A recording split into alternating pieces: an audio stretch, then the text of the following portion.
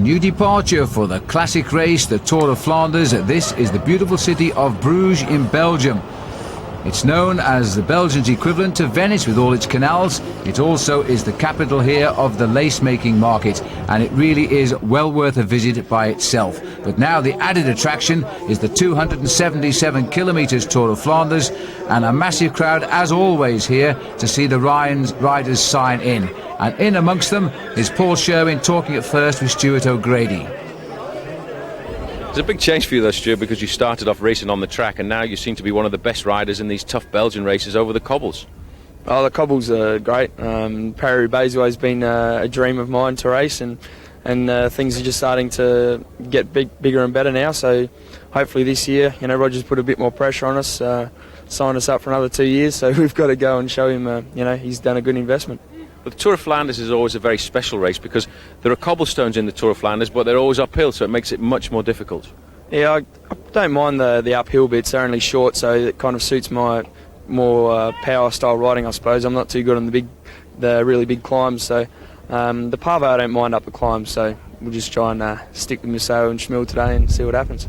Well, Museo was number one last weekend. He finished first, and he finished first on 2 occasions: Grand Prix 3, the Flèche Brabazon. Can anyone stop him today? I think it's going to be very difficult, but there's going to be a big war. It's going to be a really good race, I think, with Bartoli. Schmil, of course, is driving, and Zabel's obviously shown he's got a lot of interest now and a lot of motivation with the jersey on his back. So I think it's going to be a pretty tough tussle out there today. What about an Aussie win? Anything's possible, isn't it? We're in Belgium, anything's possible. And the end of the Tour of Flanders now is really a question of survival because all the climbs come very close together in the final 60 kilometres. Yeah, definitely. But I think this year, with all the wind and the rain that's been going on the last couple of days, by the time we get to the climbs, the Queermount and everything, I don't think it's going to be a full peloton. I think it's going to be maybe 80 guys. So it'll be a little bit less of a battle, but just as hard or even harder than other years.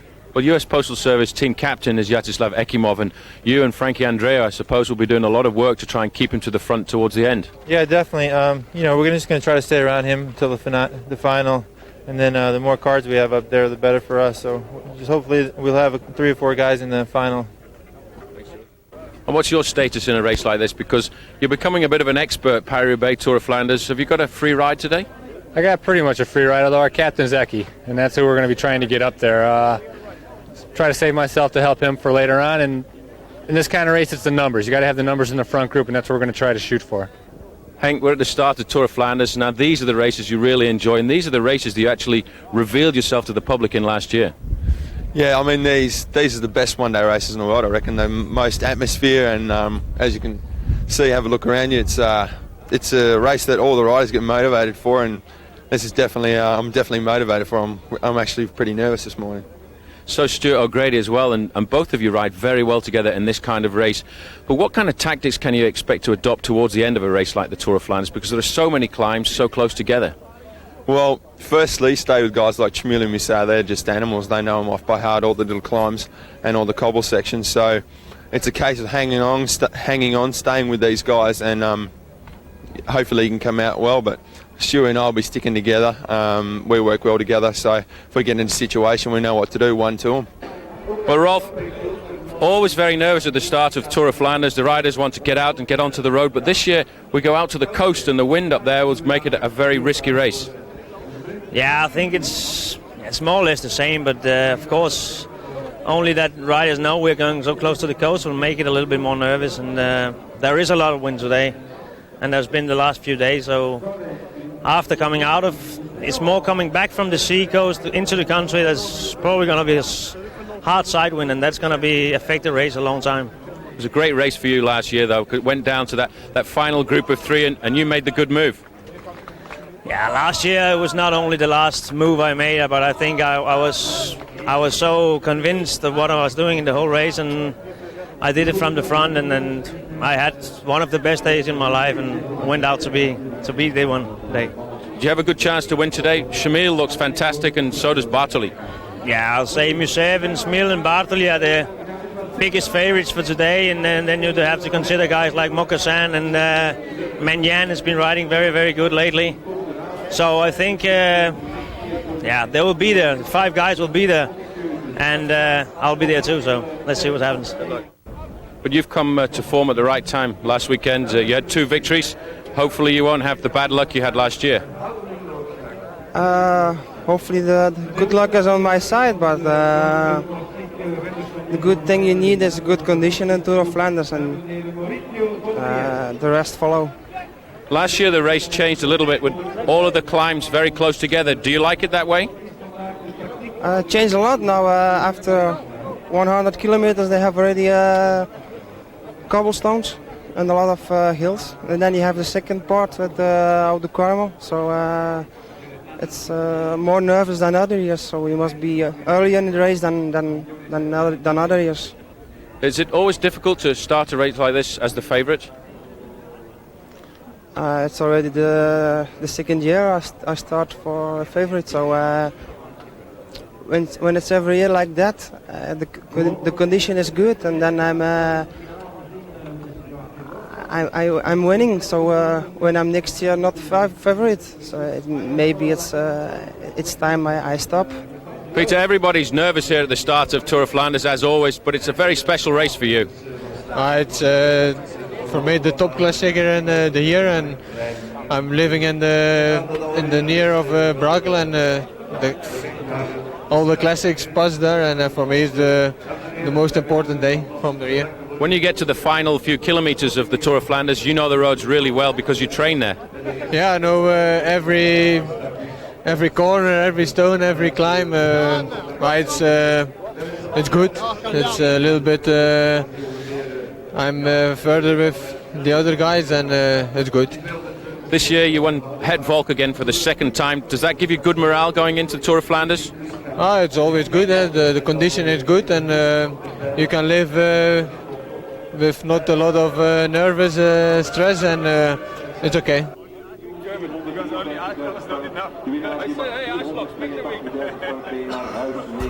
Well, if you ride for a company which makes telephones and uses them, why not make a call during the race itself? But they weren't letting Paul Sherwen do it, were they? Well, let's join the action now. Jackie Durand is in a lead group here, and they are 50 seconds ahead.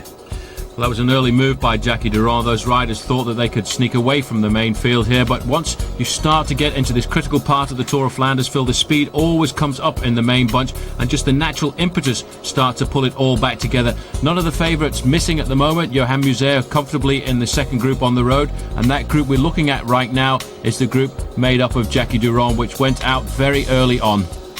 Well, here's the route as they make the way now around Flanders in the east corner of Belgium. There are in fact 15 climbs. These are the ones remaining here. We're coming to Kleisberg is climb number 5, and the Oude Quaremont there, climb number 7. It takes us through in fact to the last climb of the day, which will be the Bosberg, and that was in the days of Edwig van Hooijdonk. We always used to call him the boss of the Bosberg because he tended to make his winning moves there. So it is a difficult route, Paul. We've had the traditional, even though we've altered the finish, we've only gone nearer the coastline to Bruges, so the traditional flat and windy start. And as always, an early breakaway tries to shape the race, and certainly it shapes the counter moves that follow. It certainly does, but I always regard the major turning point of the Tour of Flanders as being the Oude Quaremont. That's when everybody wants to get over the top in first position there, because straight after the Oude Quaremont you have the Tyenberg and the Patersberg, which are very, very difficult climbs. So you have to be at the front when it comes to the Oude Quaremont, which is why the speed starts to become so much more impressive as you get into this part of the course. You can see there the makeup of that breakaway with Robbie McEwen in there as well as Comesso, but Jackie Durand, the former winner of the Tour of Flanders, the man really trying to stir it up to make sure they stay clear. But with 50 seconds at the last time check, I really don't think these men are going to stay out very much longer. Well, this breakaway going more or less from the gun here. There's little Robbie McEwen in the Rabobank orange and white colours coming through. Behind him is Salvatore Comesso. I saw him win the Tour of the Cape in South Africa back in February, March time, and seems to have found his legs now. He's the European champion at the moment, and he takes the line through. Michael Rick, another man who's known success too in South Africa because he won the Tour of South Africa, which used to be known as the Report Tour, and he's in this breakaway as well. And we've got one rider there from US Postal. Anton Villatoro, who started off life as a Guatemalan, now in fact naturalized as an American. So it's good to see US Postal Service have got their men up there in the front. They certainly have been looking for something since the early part of this season. dogged by the abandon of Lance Armstrong in Paris-Nice. I think it shook a lot of the riders the way he withdrew from the event there, but it must be difficult for Lance coming back from testicular cancer the way he did. Rode very well in the Ruta del Sol, and I think just the pressure of being back in Europe ended up being too much. There you can see the way the breakaway developed. At 100 kilometres they had a maximum advantage of 3 minutes and 30 seconds, and now it's just down to 40. He's starting to slip away, but really and truthfully, it would be a big surprise if any one of the names in this breakaway did survive to win the race. We don't expect that to happen, but stranger things have happened, and Jackie Durand knows all about long escapes where they have been successful. Certainly has. That was a very long breakaway, one of the rare occasions when the big heads of state of cycling do miss out and miscalculate. They let that breakaway go from the gun in 1994 with Jackie Durand getting into it, and nobody ever saw them again, and Durand walked away with the Tour of Flanders. And I don't think the following year riders were getting too much information from their team managers, because they nailed everything down and they had one of the fastest Tour of Flanders on record. And Thomas Wegmüller of Switzerland was the rider who was second on that occasion. We used to call him Thomas the Tank. Now the breakaway, 2 riders here from Mario Cipollini's Seiko team, free to race their own race today, and they started off well. There's Jackie Durand sprinting round. So it looks as though this gap here, they're under pressure here at the breakaway at the moment. Somebody has turned the screw a little bit tight at the front as they're trying now to sort out the chase groups. You can almost hear the wind hitting the camera lens here and the microphone on the camera, which is indicating the wind is strong in Flanders today, pushing the riders across the right of our picture. And wait till they get up the road into the little narrow lanes of the Bergs. And now Robbie McEwen wants a little bit of assistance here. He's put his hand up. I think he wants a little bit of help. He'd probably be looking for his team manager. Often a tactic this when you come to this start of a race is in fact to try and call the team manager forward, because at the moment there's a lot of confusion behind. You can in fact see the main field there, so Robbie's not going to have the advantage of his team manager coming forward to him to let him know just exactly what's happening. But what a lot of riders do is they put their hand up at a stage like this to try and give their team managers a forward place in the line once we go into the narrow roads, and then it's very difficult to sit back and then in fact go back to the position that you were assigned at the start of the day. So a little bit of tactics that the team managers like to adopt. Well, this is Salvatore Camesso who's trying to get away here. To the best of my knowledge, this is his first attempt at the Tour of Flanders, and I hope he knows what's coming very shortly. But he's decided that group is beginning to mess about a little bit. There's no cohesion at all, so he's trying now to start the move himself, and will try to reform another group around him, because at this stage of the game he certainly doesn't want to be thinking of a long break. He certainly doesn't, because the main field really on the tail of that group of riders he was in a little bit earlier, and I think we'll see a reaction coming from Jackie Durand, because Durand now riding for the Casino team, trying to find the form that he had just a few years ago, because back in 1994 when he was the national champion of France he had 7 victories, but since then he's been looking around trying to find some kind of condition. But he's the kind of rider who, when it comes to a situation like this and he can get in those long breakaways, he does excel. Well, he's had his moment in the Tour de France too, where the weather changed and he held the yellow jersey in the prologue time trial. Bevereux is where we are, just approaching 100 kilometres to the finish. So we're still looking at 2.5 hours of racing, more or less here. Certainly are. There's the main field and several little groups in between, but at the moment, Phil, I think what's going to happen is the whole race is going to come back together before we go into the very strategic part of the Tour of Flanders and we start to get into the repetitive climbs, the mountains of Flanders, which is where all of the real decision takes place. The riders now going alongside the canal there, and very shortly they'll be turning off towards the Mont de l'Enclos, which is known as the Kluisbergen in Flemish. Well, this is exactly the way the big riders in this race would like to see it go. They've kept control of what was originally a 15-man breakaway, almost from the gun. They're starting to pick them up now and put them back in their place and gradually reform behind. And in other words, the race is about to start here. It certainly is, and it's sorry for these guys here because they've been at the head of affairs for around about 150 kilometres, and it's now that the real race starts to happen. I think a lot of the big stars will be happy with the way the race has unfolded so far, because we've had a very fast race, no serious attacks apart from this one, which never really looked too dangerous because it didn't get up to the astronomical sizes that these breakaways can get. They never got more than 3.5 minutes. There were several teams at the front of the main field keeping that gap sensible, And now as we approach very shortly the Old Quaremont, that's when we'll see the heads of state coming out. Men like André Schmiel and Johan Museo will be riding at the front of this main pack. The canny men. Well, Christophe Basson is the rider setting the pace for Festina at the front of this group now. And he'll be trying to set it up perhaps for more famous members of the Festina team, like Gianluca Bortolami, second in Het Volk. Certainly Bortolami trying to forget what happened last year when his own teammate Bruno Boscardin brought down the favourite man of Belgium, Johan Museo, going into the very closing stages. A bad year really last year for Museo, despite the fact that he was wearing the rainbow bands as world champion. He had so much bad luck when it came to the big events like the Tour of Flanders and Paris-Roubaix, and he was dogged, I suppose, by the world champion's curse. Now he's Michael Rick, who was a former Olympic champion in the team pursuit. And Taffy's getting the word from his team sponsors by the look at it. Certainly is. You can see the little microphone he's holding there. He's talking back to his team manager at the back, and I think what is going on at the moment, in fact, in that second part of the main field there is Johan Museo. He's just been announced over the race radio as having had a puncture, so it may well be that information going to all of the Mapei riders to shut it down, go back to the team cars and bring Museo back into the group. There's Van Petegem, he's also in this group. This is the workman-like group now, which has got themselves into full gear. And at this stage of the race, as they approach the series of climbs, which will gradually lead them all the way back to the finish in Meerbecker, well, there's always a lot of racing done at the front now, because the rider's trying to protect their places at the front. And if Museo is at the back, then he's going to find himself a little bit disadvantaged as Frédéric Guédon, number 71, slips through on the inside. The man that was the big surprise winner of the Paris-Roubaix last year, but as so often happens when you win a big race, then you lift yourself up a notch as far as cycling goes. This man also has won Paris-Roubaix before, number 21, Franco Ballerini. A lot of these Mapei riders now slowing the pace down a little bit at the front, because obviously they want Johan Museo to come back in. I think the word went out amongst the squad this morning that our number one man is going to be Johan Museo, because he certainly has come into form. Just last weekend he won two very good races, the Grand Prix E3 and the Flèche Brabazon, which is not really the kind of race I would have expected him to do well in, Phil, but it just goes to show that he's on form and flying and ready for the Tour of Flanders. Well, Taffy's number 22. The Mapei team certainly see the team who are setting themselves up to be the teams to beat here. We talk of the great single-day classic men of the moment, and I think there are three of them here today: André Schmiel, Ballerini and Johan Museo. They are so consistently top six finishes in all of the classics.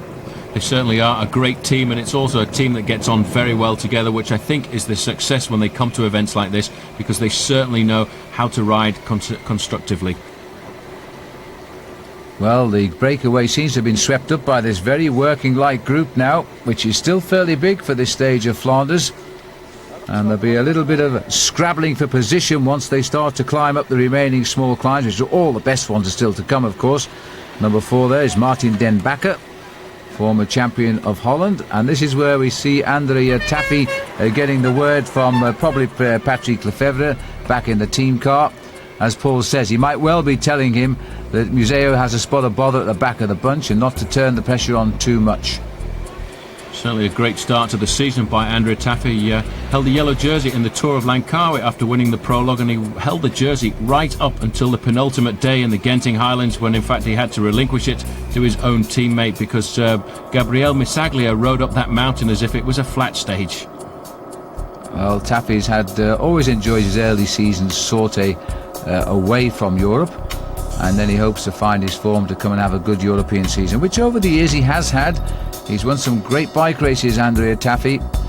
First came into our notebooks when he rode in the Tour of the Americas some years ago now, winning a couple of stages of that race down in Florida.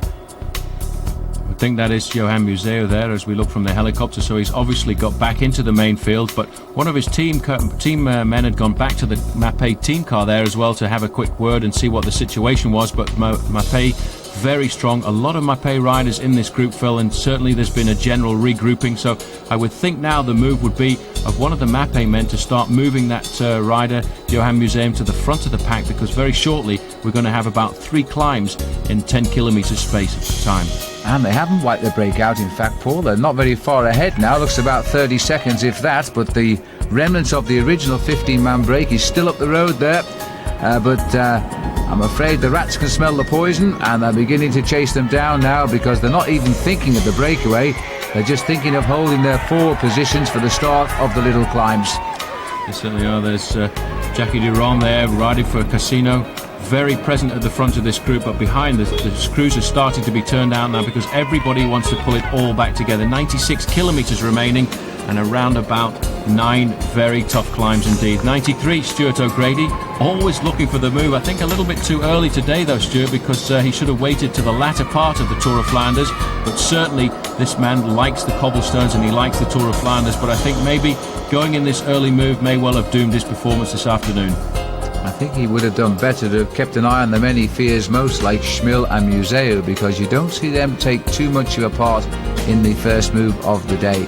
But Stuart cannot contain himself. He loves his bike racing, he likes to get on with the job, and he certainly gets his GAN sponsors plenty of television time as well. Certainly does, alongside his other teammate Henk Vogels. They really have excelled in this kind of classic racing, and there in fact is Andrea Taffy coming up there, so I would think, Phil, that there has been a general regrouping there, and it seems to me that at the moment everybody wants to talk to their team manager. Now this is something that was brought in just several years ago, and many of the top teams now adopting this form of communication, which I think is an advantage, especially in races like the Tour of Flanders and Paris-Roubaix, where your team manager's car can be up to 2 or 3 minutes behind the pack. Yeah, I think it is an advantage, and I personally think it shouldn't be allowed either, because it rather spoils the tactics of big-time bike racing. It should be left to the bike rider who's out there to work it out for himself right now, as in the good old days. But nonetheless, that's the way it is. Some are in communication with the team managers and some are not. Either way, it looks as though this big bunch is now getting itself in touch with the men who have so far shaped this event.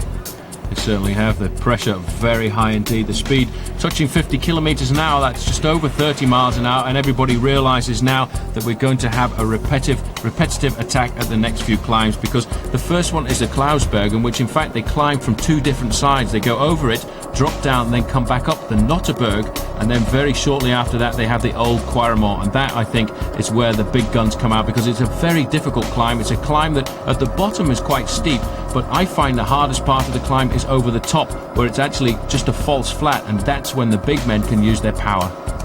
And they're all coming back together, and it was indeed the Telecom team who has chased them down. And in the Telecom team, Eric Zabel, winner of Milan-San Remo, and for the time being automatic leader of the World Cup, because this is the second county event this season. They obviously feel very confident with the performance of Eric Zabel. Let's not forget that he's a great rider when it comes to the one-day classics, and he probably feels that he has a good chance if his team can control the main field of getting some more points this afternoon. But it's difficult once you get to the closing stages of a race like the Tour of Flanders to have one solid team at the front, because everybody gets eliminated once we get into the hilly section of the course. And what happens is it really does become a race like in the old days. You have to fight for yourself, you have to protect yourself, and every man must ride his own race, which is why you see men like Johan Museo and Andre Schmil always excelling in an event like this. And what you see now, riders on the left of our screen here, on the right shoulder of the leaders, are trying to move up now and form the spearhead of the attack. Christian Hen going through the picture there, very strong rider for the Deutsche Telekom team, and they'd like to see Zabel win this one. And Zabel, of course, suffers a little bit from the terrific publicity that his more illustrious teammate Jan Ullrich gets in Germany, but Zabel himself is one of the best bike riders around right now. Certainly the top man for Team Telecom this year, with 5 victories under his belt, and a lot of discussion going on at the moment around Europe about the performances of Jan Ullrich, because he seems to have put on a little bit too much weight during the winter season, and he's having a hard time finishing a lot of his races. And alarm bells, I think, Phil, starting to ring, and I think they must be very happy that they've got a man like Eric Zabel in their ranks, because at least he takes a small amount of pressure off the team. Well, it certainly gives them a team for all occasions, but you know, Zabel is the single day winner and of course the green points favourite in the Tour de France, whereas Ullrich, well, they say he is a little bit overweight, but then all champion seem to get a bit heavy in the winter. Stephen Roach, well, some winters you'd think somebody had blown him up to 11 atmospheres, but it soon comes off once the racing gets underway. Certainly a lot of panic, I think, in Team Telecom and also the German press, because Ulrich's popularity now ranked up alongside that of Michael Schumacher, the Formula One driver, and certainly raised the profile of cycling. As you can see, this group at the front trying to hold on for just a few more kilometres because they'd like to try and get over the top of the next few climbs in the front of this race. But you can see Andrea Taffy in second spot there, not doing very much to encourage this breakaway to stay clear, because he wanted all to stay together so that his man Johan Museeuw will be in an ideal situation when we come into the next few climbs. And the gap's closing. That was Peter Weitz who was leading there for the Flanders in 2002. I thought I'd mention that because we don't often talk of the small teams in this race, but he's got himself onto the front, and Taffy offering him no help at all because he wants to see other members of the Mapei team getting up here as well. Still plenty of pressure, but there's still no sign of reinforcements for Andrea Taffy. It's a long line. It's quite a big bunch that's got themselves organised here now. And as I say, we've still got the real big climbs to come, which will gradually take us towards the finish. Certainly, Taffy there playing a very good game. He won't go through at all. He realises the word has come up from Patrick Lefebvre in the Mapei team car behind to slow down the pace at the front here, just to allow his own teammate Johan Museeuw to get back into the main field. And here you get a chance to see just how many riders there are, which is quite strange, Phil, at this stage of the game in the Tour of Flanders. It's almost the whole of the main field there, so obviously it's not been too difficult to race so far, despite the fact that the speed has been very high. And they're still trying. Here's the long thin line now. Just look at the speed over the ground here as they go through. 194 starters this morning, 21 nations, 25 teams.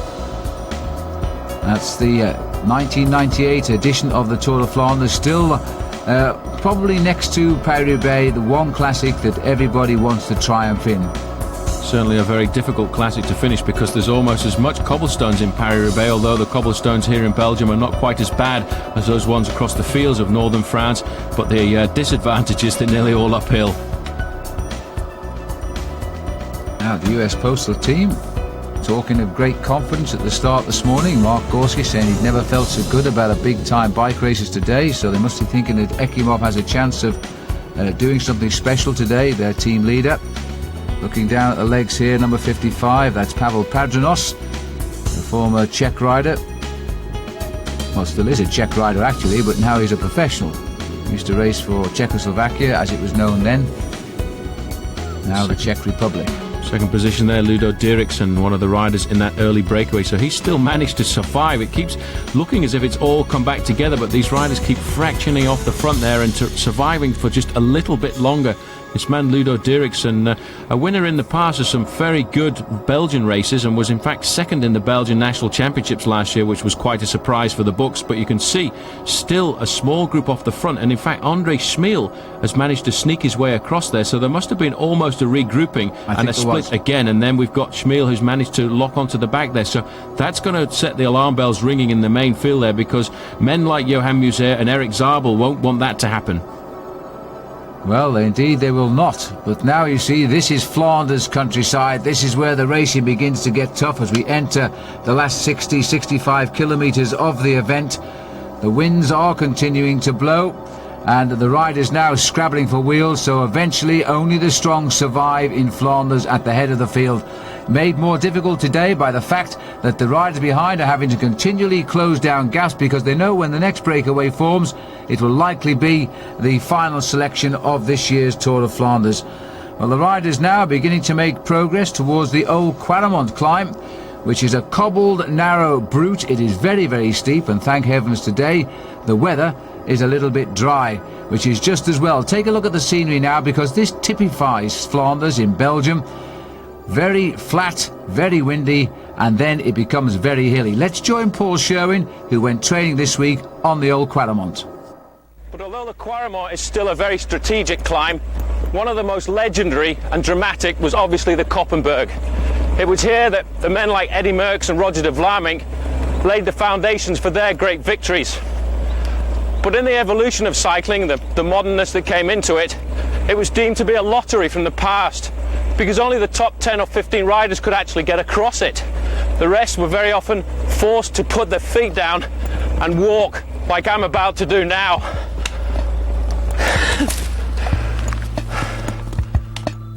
Well, I'm not going to laugh, Paul, because I know just how hard it is. Let's have a look now at the race in 1984, the year Johan Lammerts won and spoilt Sean Kelly's dream of ever winning this event. Phil Anderson was on the attack here, as the riders now were in absolute chaos on the climb. Paul, you've done this yourself.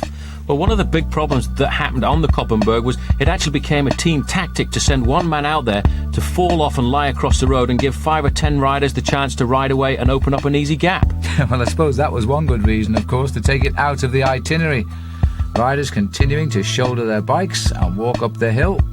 And in fact, with the arrival of plastic shoes, of course, it made it almost impossible. In fact, many riders actually cut out and stuck on pieces of leather to give themselves some grip on the climb. Only the leaders really got to see this climb, which was extremely steep. That's Sean Kelly on the right, and the photographer wasn't ready. What a surprise. You see the riders can't stay upright at all here. Marc Sergeant, who was always a great rider in the Tour of Flanders, always grateful for a push here, as the man in yellow, a little bit out of control. Step this way, sir. And the riders themselves continue. That's Henny Kuiper, the winner in 1981, shouldering his bike and deciding to walk up Sir Daisy. And that's not like Henny, he's normally a great gentleman. Anyway, struggle on they do, and you can see probably now why they did have to take this climb out of the itinerary of the Tour of Flanders. But it was a great place for the spectators. And there's Paul Sherwen, he always rode it this way, and with him is Laurent Fignon, the winner of the Tour de France in 1983 and 1984. A little bit of history there of the Tour of Flanders, and now it looks like Jackie Giron is on the attack again here. He's been caught by the motorbikes because he shot out of the group, and he's going to have a go for gold on his own. Now, most riders I'd say are mad, but Jackie Giron, you know, he's such a troublemaker when it comes to big-time cycling. He might well start a move here. He certainly might. He's got a climb facing him 1.1 kilometres long and at 12% a very difficult one. You can see as well from the profile there that it really gets steep as we go to the summit, but Jackie Giron must realise that the main field are really bearing down upon him because they're just around the corner, and they realise now that they've got 4 very tough climbs in the space of just 20 kilometres. Good time to start shaping the race. We're 2 little hills away from the old Quaremont, where we saw Paul Sherwen in action there yesterday, in fact. And now he's recovered, he's alongside me here in the commentary box. But there's the main field. I don't suppose at this stage they'll worry too much about Jackie Giron, but somebody will probably use him as a carrot to try and get a breakaway underway. Certainly will. There's Stefano Zanini, another one of this Mapei squad. There's such a tough team when it comes down to the one-day classics. Every member there has a chance of winning. Cedric Vasseur, the wearer of the yellow jersey in the Tour de France last year from the Gann squad, comes from just over the border here in Stenvoorde in northern France. So he too will be looking for a fine performance in these classics. Will indeed. Dad's no doubt watching him as well. Alain Vasseur, former Tour de France rider and stage winner. Now, nobody willing to pick up the gauntlet laid down by Jackie Giron and start the counter-attack, because they're looking for the big names to put in some big serious efforts now and see if they have the legs to go with them. Zanini, well, he's a big name in his own right, and yet he's not doing anything about pushing the pace at all. Certainly a very strategic point of the race here, as everybody will be waiting for their teammates to come to the front to make sure that they have them in ideal position, because once you go over the top of this climb of Klausbergen, or the Mont de l'Encluse they call it in the French part, because this climb is right on the linguistic border of Belgium between the Flemish speaking part and the French speaking part, it's very tight and short, sharp descent before you then go up the Notterberg, and that is why all of these riders will be looking to see where their team captains and team leaders are, because they'll want them to be right at the front here, because it is so important to be well placed when you come into the climb in 3 climbs time, the old Quaremont. Jackie Giron certainly looks to be suffering quite a bit here, Phil, as he comes over to the summit of that climb, and let's not forget though, he has been at the front of this race since the 25th kilometre, and he certainly hasn't given up yet. Well, he knows what it's all about, because he's been a pro for 8 years now, Jackie Giron. He's had his good times and his bad times, but he's been twice the national champion of France on the road, and now he's decided to put Casino out front. They've had a great start to the season, Casino. They've won a lot of bike races already, and we're only looking now at the very early April.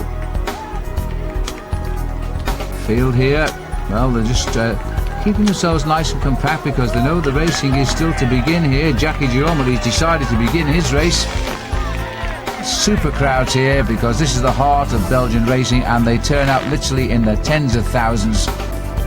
Certainly one of the nicest days I've seen in recent years for the Tour of Flanders. It's been a beautiful day ever since the very start from Bruges and along the coast there.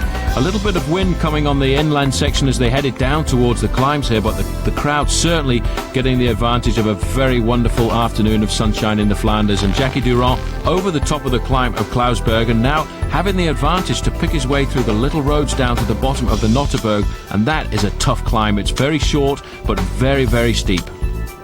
Well, let's hope he doesn't think too hard of the grand old days when he won this race with the longest break in the history of the event back in 1992.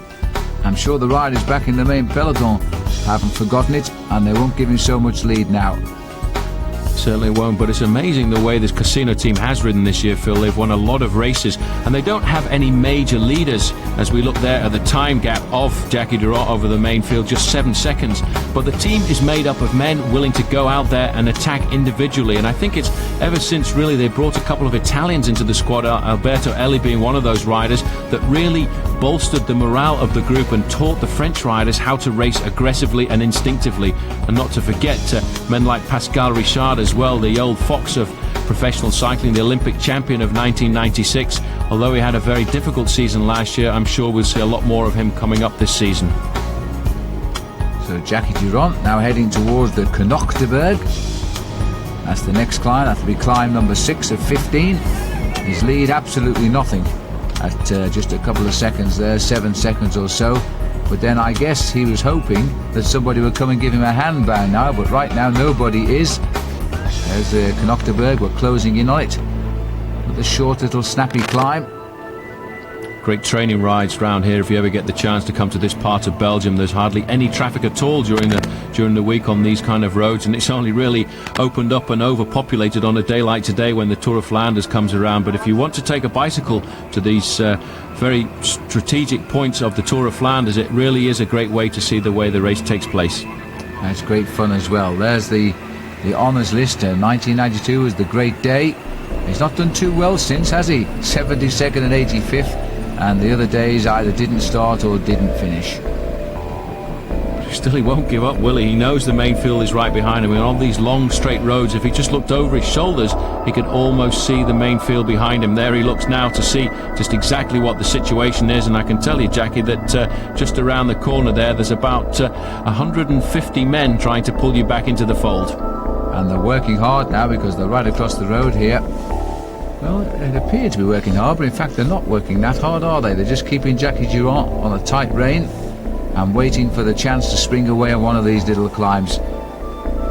Casino have got one rider, 2 riders, 3 riders trying to slow down the chase at the front. Telecom again, who closed down the original break, are bringing up Christian Hennig once more to make the pace. He's the workhorse for the team. Rabobank clearly thinking of Rolf Sorensen. They're also chasing well at the front. At the same time, Paul, there's a lot of movement in that big bunch right now to try and hold on to a good position for the climbs. Certainly is. You can see Stefano Zanini there moving up, Johan Museo towards the front as well. Everybody realises this isn't the point where you're going to win the race, but this is the point where if you're badly placed over the old Quaremont, you could lose it. Zanini shooting out of the front there to cover that move, but Telecom obviously feel they've got a great chance with their man Eric Zabel, because they too are making sure that they're present in all these little groups going off the front. 10 more climbs and 6 more stretches of cobblestone. Stefan Erlo, there's one rider that's shot across there, Frenchman. Now once they start, then I think they'll quickly bring in Jackie Durand. This is the little break that got away. So Erlo, I don't see him now. Yes, there he is, just coming into our picture. So they form some 4 riders at the front here now. But you see the reaction, a little bit too big for comfort, and the field are now trying to send across a few emissaries. One team seeming to miss out a little bit at the moment is the Lotto squad, who earlier on were very present with Andre Schmil trying to move across into little groups getting off the front of the main field. Now have seemed to have disappeared from the front of that main field, so it may well be that Andre Schmil is having a little bit of difficulty at the back of the group there.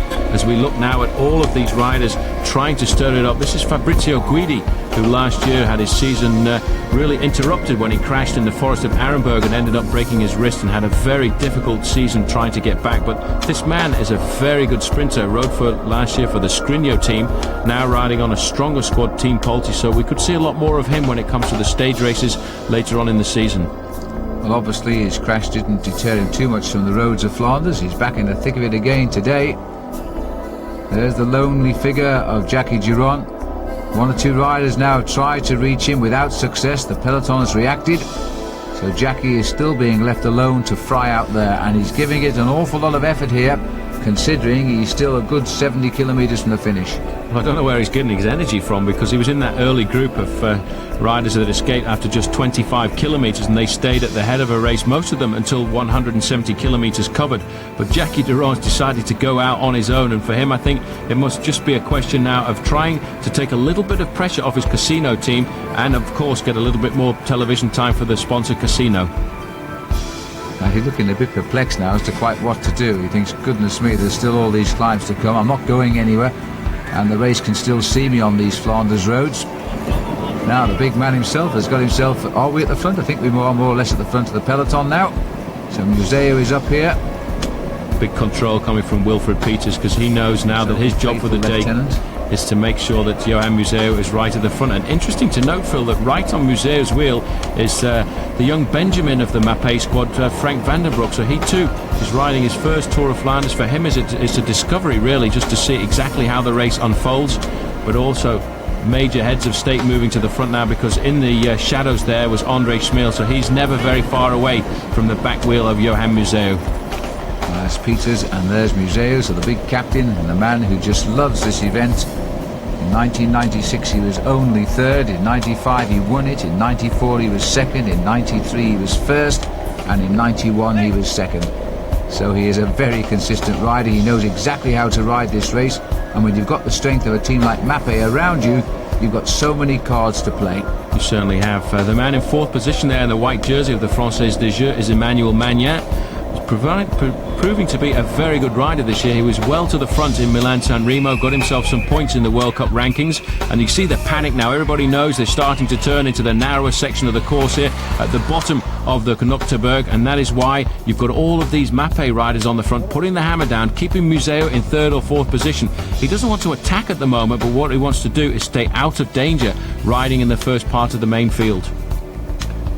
Well, they've clearly decided it's time to reel in Jackie Duron and see who goes in the next split, because if they keep this tempo up, once they go up the Knokterberg, then I think we're going to see a split of riders getting off the front.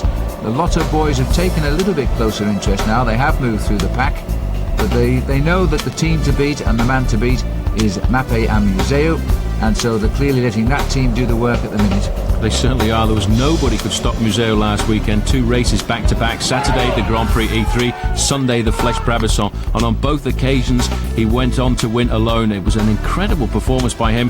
He just said, I'm fed up with people saying I'm finished. I've been working for the team all year because I'm a great team helper. Now I want to show you all I know exactly how to win races. This is the Knokterberg, 11%, but the steepest part is certainly at the summit. And that's about 1 in 9. As you understand gradients better that way, but it only takes them up to just on 90 metres above sea level, about 300 feet. So they don't climb very high, but they do climb very short and very sharp. Now here's the man that's challenging them all at the moment, former winner of the Tour of Flanders, Jackie Duron, the Frenchman. I still don't know how he's staying out there, Phil, because he's had about 7 seconds for the last 10 kilometres. He's just hovering, just holding. It's only 5 now. Oh, well, it's coming down slowly, but he's still got the energy, because it's a very tough part of the course here, and Duron just will not give up. You've got to give him credit for that, because he hasn't laid down arms. All of the time he's been hoping that something would happen behind, but I think by the top of the climb here we're going to see a different face of the Tour of Flanders. Well, he will just hope that a small group reaches him on this climb and he can tag onto the back wheel as they speed over the top, bound for the Quaremont. Well, it's not going to be a small group, Phil. In fact, there's about 120 riders left there now, pulling back Jackie Duron. They'll probably tip their caps to him on their way by, because he certainly he didn't give in without a struggle. And he still won't give in either. He keeps looking at them in the eye and continues to race. He is not going to give in. This is absolutely typical of the Frenchman.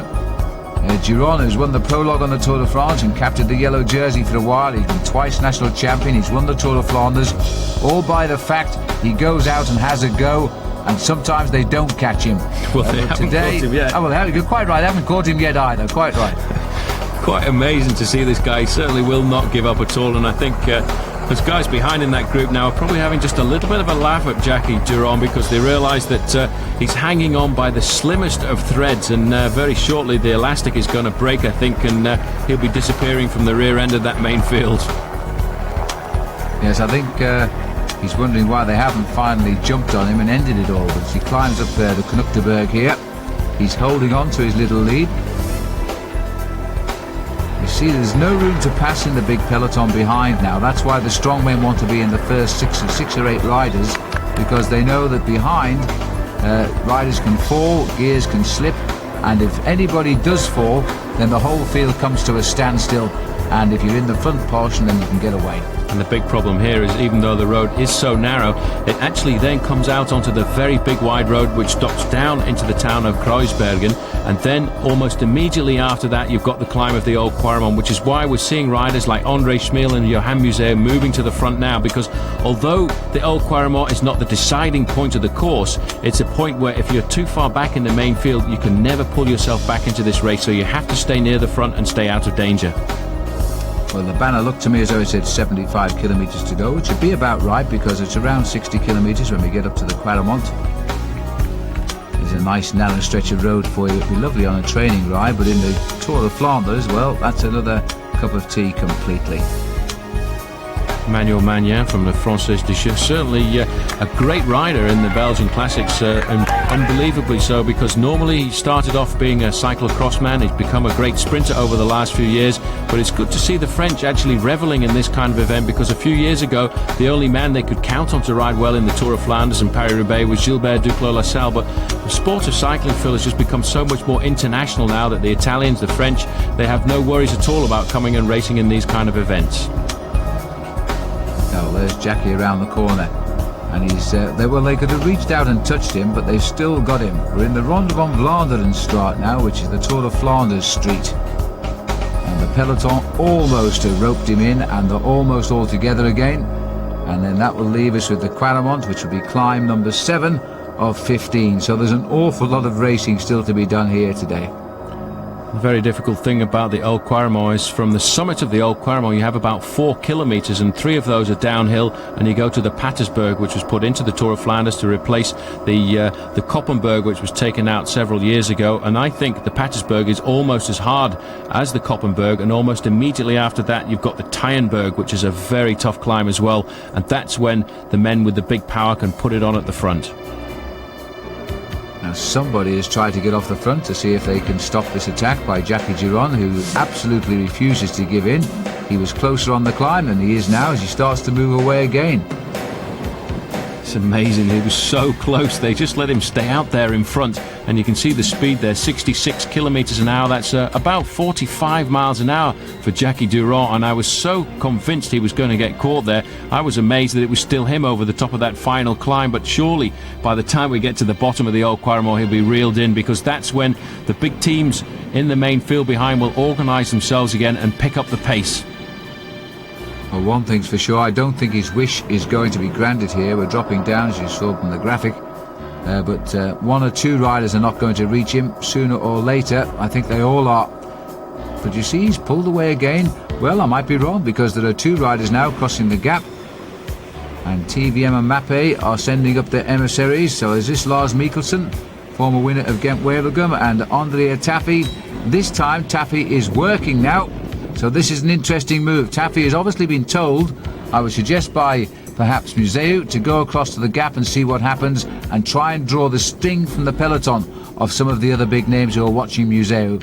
It's also a good move by Taffy as well, if he could get a slight lead going into the Old Quaremont, but you see what's happened in the main field. The pace has picked up quite dramatically. Nobody wants to give anyone a chance of a 10 or 15 second advantage going up to the climb of Old Quaremont. You can see around about 7th or 8th position there, the white jersey, that is the leader of the World Cup, that is Erik Zabel, riding very close to the front. For him, this is an easy position to be in. He's such a great sprinter. He knows how to ride in the first 10 or 15 places of a big group like this without in fact getting too much wind in his face and keeping out of danger as well, because Erik Zabel, if he can keep going over the climbs like this, Phil, he may well get himself some serious World Cup points again today. Well, he's taking the trophy very seriously this year, that's for sure. And he's used to this sort of fast riding and rough riding as we go down towards the next climb, because he experiences it every day of his life in a sprint finish, because the riders now fighting to hold their forward positions as they start the next climb. Going through the town of Berchem, 68 kilometres remaining, just over 45 miles or so, and Andrea Taffy has managed to come up to the front there and joined the leader Jackie Durand. So 3 men at the head of affairs, and this could be an interesting move for Taffy because he's kind of a wild card there, although he's done an awful lot of work over the last hour or so, but they have given him a chance to go out in front, and maybe that's the idea for Mapei today, to send 1 or 2 riders clear over the top of the Old Quaremont, and then Museo is going to put the hammer down, because that's when you start to isolate the teams that don't have quite such a stronger body like the Mapei squad, and that's why I think Mapei is so good when it comes to the classics, because they still, when the crunch comes down, have 6 or 7 men they can play with.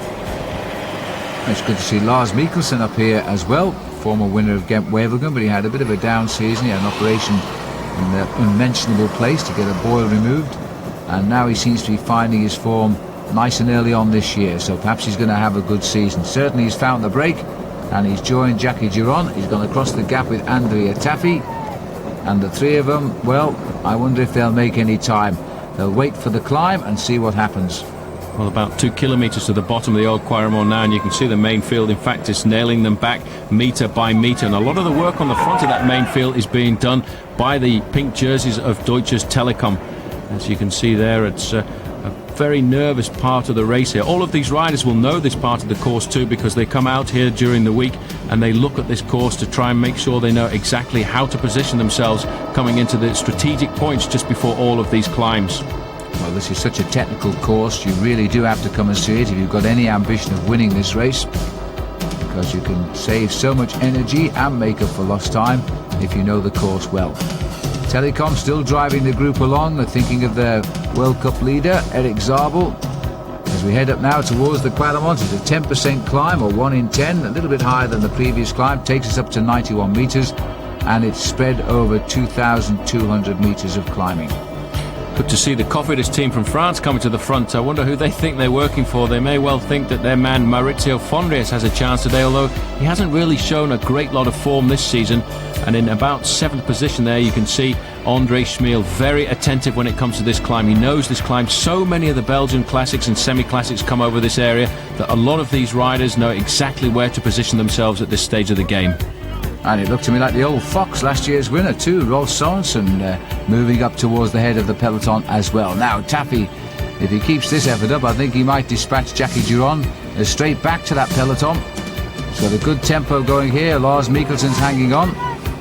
In fact, I think he has on. I can't see a 3rd man there. In fact, there still are 3 men at the head of this race, and I can't really believe that Jackie Durand has managed to do that. He was only about 5 metres off the front of the main field going over the last climb, the Notterberg there, and he still had the guts to carry on and continue with his power on at the front there, and pulled out again. And it really is quite a remarkable ride by that man from France, because he really has showed that by not giving up, you can stay at the head of the race just a little bit longer.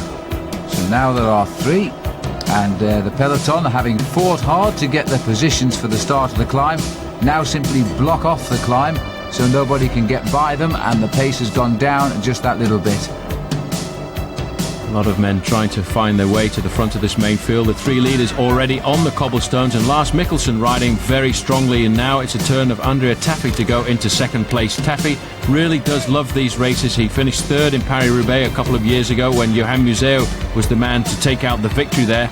And today it looks as if he's been given a free card to go out at the front here. But I think the strategy of Mapei is, as I said earlier, to send 1 or 2 men out in front so that they can have more men when it comes down to the final. Because once they get over the top of this climb, there's still 61 kilometres or 40 miles left to go to the finish. Well, Lars Mikkelsen making lighter work of the climb here than poor Sherwen did yesterday, as he now turns the screw. And Taffy is okay and hanging on there. We can't quite see what's happened to Durand, but you know, he really is still in touch there. He's doing a great piece of cycling today, Jackie, as Mikkelsen is going to come over the top for the prize, and right behind him is Andrea Taffy, and just about hanging on now over the cobblestones is Jackie Durand. But the main field are coming across the gap very, very quickly indeed, and in fact they're just about swamped Jackie Durand, so they're almost all together again. There in third position is number 1, Rolf Sorensen, right on his wheel, Andre Schmil, and it looks in fact as if Johan Museo has missed out just a little bit there because he's not in the top 10. So Schmil has played the best card so far. He's moved up to the front without any teammates to help him, and now just 2 leaders. Andrea Taffy knowing now that this is the time, this is the hardest part of the course. Once you come over the top there of the steep part, this is when you have to put the big gears in and really keep them rolling along, because you come out of the town of Quaremont here and into the fields, and that's when it really opens you up to the elements, and the wind normally blows right across the course. Well, we're going to have a selected group very shortly, I feel now. And where is Johan Museo? No doubt the question Taffy will be asking very shortly if a group does reach him without Museo as part of it.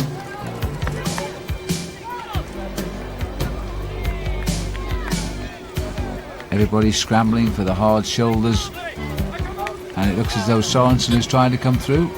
Laia Schmil is there. No sign of Museo.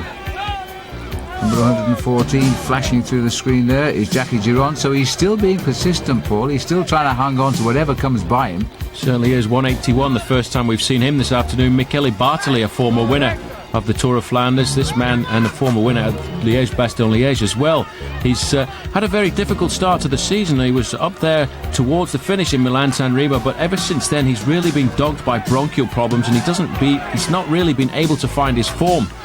One of the US Postal riders going up there too looks very much like Frankie Andreu. Those 2 riders, Frankie Andreu and George Hincapie, they really like this event. They like to come here, and there you can see Hincapie going through right now wearing number 152. So they're still in at the very important part of the race, the top of the Old Quaremont. Now this is a good time for them to gain a little bit of confidence here. Hincapie bounces back onto the stones because he realised the inside line was going backwards rather than forwards. We've also gone through our picture there. Amongst the leaders is the Australian Henk Vogels, another man who loves this event to get to grips with. This might be the first big selection of the day here. There's the legs of Vogels as they bounce over the cobblestones. 71, Frédéric Guédon as well, the winner of last year's Paris-Roubaix. Here, in fact, is Johan Museo coming to the front. Look, in fact, it's not, it's Franco Ballerini. Those 2 riders look very much like each other once you get into a situation like this on the cobblestones. Ballerini, a slightly bigger man, but these days with the helmets and the sunglasses, it is so difficult to spot the difference between many of these riders. So Ballerini takes them off the cobbles at the top of the Old Quaremont onto the top of this climb now, and then it's a very short descent down to the Patersberg.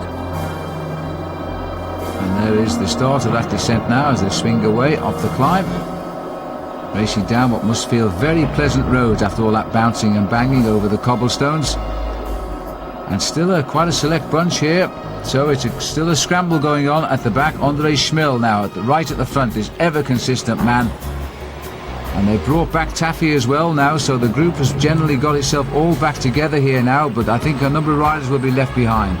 Well, 3 riders from US Postal in this group, because that was Yaroslav Ekimov wearing the national champion of Russia's jersey, and Frankie Andreu and George Hincapie in there as well. So a distinct group has gone clear over the top of the Old Quaremont, and there you get a chance to see just why it's important to ride near the front of the Old Quaremont, because the race has literally split to pieces. There's 2 groups of 4 that might well get on. Now they're thinking about it here, because what have we got, 25 riders perhaps in this lead group, but now they're looking at each other to take stock. And if they start to freewheel, of course, the guys they've just dropped are going to come pedalling back on, saying thank you very much. And Jackie Giron, as far as we know, is still amongst this lead group. Quite remarkable, but I'm thinking very shortly he's going to regret the fact that he's been out in the front for very much longer than he should have been, because it's so difficult now, because we've got this next climb of the Patersberg. Then almost every 10 kilometres to the finish field there is another climb which throws itself at the riders. The man on the front there is Stefano Zanini, and I would expect in second position that would be Johan Museo, and there is Ekimov in the Russian national champions jersey in third place. So Ekimov looking for a good performance this afternoon. Well, I think all of these riders have raced for the position, because the Patersberg is a real test. It's got a 20% gradient in the middle of it, which is 1 in 5, and that will cause the best of them to grovel. And of course, if you are in a big bunch, the chances are somebody will stop or slip a gear and your chances are gone. So the strong men have forced themselves up towards the leaders, and they'll just try and hang on now until they get to the Patersberg, which is not too far ahead. It's a long descent down. And all of the big names really made it over the top of the Old Quaremont. Sorensen, Museo, Zanini, Schmiel, everybody who was supposed to be there is there. Now this is the start of the Patersburg climb. Now if you're a very good bike handler, there's a very narrow stretch of pavement just down the side, which is why you can see all of these riders heading across to the left there, because that's the easiest part to ride on, and that in fact I think is Johan Museeuw on the front showing them the way. He's waited for this, Paul, and he had to struggle a little bit to get across from the old Quaremont, but he's got there, and now he's going to try and reduce this a little bit more here. So Johan Museeuw, the man on form, the man who has become known as the King of Flanders since 1991 when he finished second, is now beginning to stretch out, and you can see that the local people who know this course so well, they know where to come and watch. They certainly do. You see how Museeuw flicked out of the gutter there once the rain or the water that masses on these fields in Belgium during the springtime has dripped onto the course there. He's moved up onto the cobblestones because he doesn't want to take any risks at all. That's the safest part to be. And now he's back riding in the middle of the cobblestones, and the man marking him just a little earlier was André Schmiel. He seems to have slipped away a little bit, had difficulty with his gears, and another man moving right onto his back wheel there, but still Ekimov up in third position. And also in this group is Peter van Petegem, who we saw win the Het Volk Classic this year. And as he said at the start of our programme, this is the one race he really rates as the race of the year. Well, he's got himself into the move at the moment, and I think this is the first really decisive move of the day. Ekimov goes to the front now. Man that once held 11 world records straight. A lot of the Belgians feel regard this has been their unofficial World Championship, because for them this is the most important event of the year, and you can see the damage done there. Although it looked as if several groups were going to get back over the top of the old Quaremont, once Johan Museeuw put the hammer down on the Patersburg, those riders then ended up losing probably around about 1 minute. But now they've got a little bit of time to regroup, because it's 5 kilometres before the next climb, the Kortekeer, and almost immediately after that they've got the Tyenberg, which is a very difficult climb. And once they get there, we're still looking at 30 miles to go to the finish. Well, this is the effort by Museeuw, which has pulled 24 riders clear of the rest at the moment. They try to now reassess the situation before they hit the next climb. It's almost a battle of elimination now, and Ekimov, it looks as though Mark Gorski was right to have some confidence today, because Ekimov is firing, but there are, as Paul has said, there's another rider, looks like George Hincapie, it could be Frankie Andreou, are also in this lead group. I think all three are here at the moment. They certainly are. A great ride by US Postal to get 3 men into this very select group. Only one man from Essex though, and that's Michele Bartoli. The best one. Definitely, if they were going to have one man, that would be the man to have there. But I think that's the difficult thing that Bartoli is having this year, just having come to the final stages of many of these classics. He is so isolated, he doesn't have any teammates with him, so he has to ride a very intelligent race. This is Frankie Andreou on the front here, being covered by no other than Rolf Sorensen, wearing number 1, the winner of last year. And at 38 miles to go, it's a good time for the winner to show his colours and say, I'm still going good, boys. Rolf Sorensen, stage winner of the Tour de France, former yellow jersey of the Tour de France, and more importantly for him, he's a great classic winner. And he's obviously feeling good now, because he knows that he's got himself into a workmanlike group of some 20-25 riders at a crucial stage of this race. And once they get the group smaller, then they'll be able to assess the situation a lot better. Sorensen then has made a big effort, looks over his shoulder, and it's Ballerini there who won't come through at the moment. You see just how difficult the course is here. The wind coming from the left-hand side of the picture there, pushing all the riders down into the gutter, and this is a very dangerous thing to do, because you're taking risks there, because you want to try and stay in the shelter out of the wind, and you tend not to look at anything but the rider in front of you. Then all of a sudden, if there's something in the way, then that's how a lot of crashes happen here in the Tour of Flanders, and you can just see there the devastation behind, because there's groups of 8 and 9 riders all trying to claw their way back to the front of the race. It's a marvellous sight from the helicopter, the echelons forming here on the roads of Flanders. And there's still a little group trying to get across down there.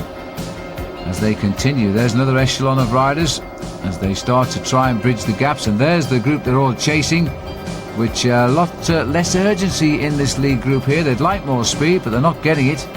Zabel, by the way, isn't here, Paul. He certainly isn't, after all the work that was done by his team there. That's why it is so important to know how to ride an event like the Tour of Flanders. You have to be able to get over the old Quaremont in a good situation, because I've always felt that was the most important climb on the course, although that's not where you would win the event, because it is just so far from the finish. There's almost 40 miles to go from the finish to the finish from the top of the Old Quaremont, you do have to be present, because this is what happens afterwards. The attacks come, the small groups happen like this, and everybody behind is really fighting for survival. But Rolf is a little bit frisky this afternoon. He certainly is. That caption told us the average speed, by the way, is at 40 kilometres an hour, which is very quick, 25 miles an hour at this stage of the game. Considering we've had a long breakaway, which is now long since forgotten, as Sorensen, I don't think he likes the tactics here, particularly of the Mappe, that seem to want to bring this race back together again, rather than push home the attack, because they won't help Sorensen at all right now. They won't get any help at all from Mappe. This is Stefano Zanini on the front, and just behind him, Michele Bartoli. And interesting to note that all the time, Mappe looking around to make sure what sort of damage is being done behind, but they haven't really put the hammer down. They've got a lot of riders, 5 Mappe riders in this group, so they're obviously waiting for a little later on in the race to try and do something very special, but for the moment they've got the upper hand. Well, perhaps they don't like the presence of Bartoli in the breakout. I think that's Frederick Gaydon who's just flashed away. This man has got so much more confidence now after his surprise win in Paris-Roubaix. He's going to have another go here now as we head up towards the Courtiquia. Good move by Guédon. Amazing last year, because that sprint at Paris-Roubaix on the track was almost like slow motion. You had André Schmil and Johan Museeuw starting to wind up the sprint, and this man came from the back of the group as if out of nowhere, 3 or 4 miles an hour faster than anybody else. And ever since then, he really has, as you've said, changed his mentality. He's become a leader, and now he's gone out to the front at the Tour of Flanders. Now, this is a very intelligent move by him, because the next couple of climbs coming up are very difficult ones. So if he can pick his way over there and stay clear of this group, it may well be a group will split off this group here, and you can have a lead group then of 8 or 9 riders, which would then stand a good chance of going towards the finish. Well, we're now up to almost 230 kilometres ridden here now. Frederick Gaydon is trying to reach the Courtiquia. In fact, he's just about on it here as he starts the climb. La Française des Jeux rider. No doubt looking forward to another crack at Paris-Roubaix very short. That'll be the 3rd counter in the World Cup. It's just a mere 8% this one. 1 in 12. A mere 8%. It's nice to hear you say that, because I do remember yesterday you refused the gauntlet I threw down to ride up the Old Quaremont with me. A year ago, Paul, you remember I was the only one that got up it. But anyway, Frederick, very comfortable as well. Frederick Guédon has had a very difficult start to his career, because he turned professional for the Le Groupement team, which only in fact lasted until the Tour de France, and then he had to switch across to a team in Italy, Polti, and was encouraged to go there by Luc Leblanc, who went there and is still riding for the Polti squad before being brought back to the French team by Marc Madiot. And certainly since he came back to France, he's garnered an awful lot of success. 3 victories last year, but I think the best one for him must certainly be the victory in Paris-Roubaix. Oh, we remember that forever. It's the one race everybody would love to win. Now he's on the climb. Is anybody going to try and join him here? They haven't counted his move at all. They decided to give him his head for the moment, because there's still a fair way to go, and it's not flat roads either. We've still got a series of hills to come. This is the 9th climb we're on now of 15. And as you can see, many of the spectators are stopped from coming down the narrow stretches. Certainly no cars are allowed down here at all, and it's a bit of a walk. You have to leave your car a long way away. Otherwise it will be impossible to ride these narrow roads. So consequently, there's pockets of road where there's nobody watching at all. Just the silence of the day. Zanini on the front now for Mappe. Zanini controlling it for Mappe, but there's also a lot of Française des Jeux riders there. Emmanuel Magnan was in 2nd position, so he too will be trying to slow it down just a little bit to give the advantage to his man at the front, Frederick Guédon, who's picking his way through the crowds. And that's, I've always thought, the great thing about the Tour of Flanders, Phil, because you can actually get out and see the riders live at the side of the road, and then nip into a little cafe where everybody has got the TV on, and it really is remarkable to see many of these classics live on TV for 3 or 4 hours. Nobody is bothering to go and pick up Guédon. Just all sit there waiting and watching each other, because the next climb is the steep climb of the Tyenberg, and you can see the clock counting down the gap, which is on the line at the top here of the Courtiquia. And he's got himself a nice little lead now, just around about 30 seconds, but there's been no chase back at all. Obviously they don't really rate the man who won Paris-Roubaix last year as the possible winner today, so the Mappe boys are still waiting for somebody else to take up the chase. There certainly are 53 kilometres remaining from the summit of that climb, and about 4 kilometres or 2.5 miles till he gets to the bottom of the Tyenberg. So with 30 seconds advantage, he could well get to the bottom of that climb on his own, and that is where the race would certainly split, I would think, under the pressure of some of the big names like Johan Museeuw and Stefano Zanini, because that is a very difficult climb, the Tyenberg.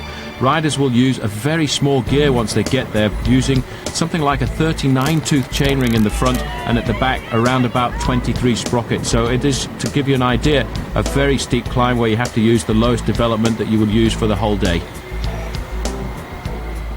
Now, beautiful blue skies, a little bit of wisp of spring cloud, the odd threat of rain, as you can see. But this is more or less a perfect day in Flanders at this time of the year. The sun's shining on this great event. There's some of the hills and cobblestones still remaining. We've got both at Tyenberg, the hill and the cobbles. It's actually a cobble climb which is half road, and for the leader he should be able to pick the smooth asphalt, but for the rest they get what they're given. In fact, the last climb there of Korteke has caused a little bit of a split off the front group. You can see omnipresent there in the jersey from Lotto in the red and green colours this year, Andre Schmeel, always riding near the front. Just on the top of the group there as well is Johan Museeuw. So everybody has moved into the group, and this is a very strange race, Phil, because the groups seem to be splitting off the front, but nobody has as yet decided, because there's always a regrouping coming from behind. Absolutely right.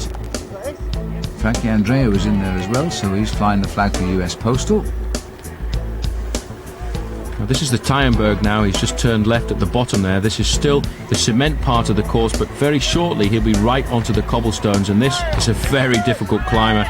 I remember riding it in Tour of Flanders a few years ago, and once it gets wet, it's almost impossible to ride up this climb. But fortunately for the riders today, the sunshine has been out for almost a whole week in Belgium, and they're really going to have themselves a good crack at this event. And you can see, though, because he's on his own, Frederick Guédon at the front has the chance to ride on that little piece of pavement that drained down the side of the cobblestone, so he hasn't been put into the situation where he has to drag his body up the cobblestone section of the climb. It might be a different story in a couple of climbs' time, but you can get some idea of the angle of the climb here from the motorbike. He's got himself a nice rhythm on this climb as well, and he's still pushing around about 35 seconds, so I don't think they're going to get across, at least on this mountain. That's probably what it feels like right now. As we come out over the top here, he's got, as Paul said, he's got the drain, the water drain there, which is nice smooth concrete, and he's having a good easy ride up. But for the main field, they'll probably clatter over the cobblestone, which don't look too bad actually at the moment. As he comes up to the top of the climb, they're only short, aren't they? But they do leave their scars as he comes over the top of the Tyenberg. Climb number 10 is behind him. Now there's a counter-attack. Yes, there's a counter-attack coming from the field here right now, and it looked like the Aussie Scott Sunderland who has gone clear. Now he switched teams this year from Gann, and I have to say he's looking pretty sharp right now. He's had a very good start to the year. He's riding for the Palmans team. He spent a little time with Scott in Australia in January this year, and he was looking forward very much to get into grips with European cycling again. Chance at the back there to see how difficult it is if you get the gears in the wrong situation there. But it's also good to note this year that Scott, in fact, has got a victory under his belt. He won the Grand Prix of Nokere, although not one of the major events in Belgium. At this time of the year, it's always very difficult to win an event because everybody is keyed up and G'd up for the classics. You can see there the chaos at the back of the main field, everybody really queuing up to ride up the pavement at the side there, which is why you've got riders putting their brakes on and almost coming to a standstill. This is Van den Broek, the man that all of Belgium really believes is going to be a major star in the future. Well, I wonder what he thinks of the Tour of Flanders right now, because there are riders going by him one at a time, very steadily indeed. And this rider here, number 142, is Ludo Dirksens, as Paul said earlier, runner-up in the Belgian Championship last year, and seems to be developing into being a good rider now. A little bit of picture break-up in amongst the trees. It's not the fault of the video or your television set. I'm afraid it's just the way we take the signals when we do live coverage. Rolf Sorensen once again at the front of that group, Phil. Very nervous, very twitchy, always looking, I think, to try and get a small group of 6 or 7 riders clear. But again, the riders are going up these climbs very hard indeed, and once they get to the top, they're sitting up, and that's really causing this regrouping to happen.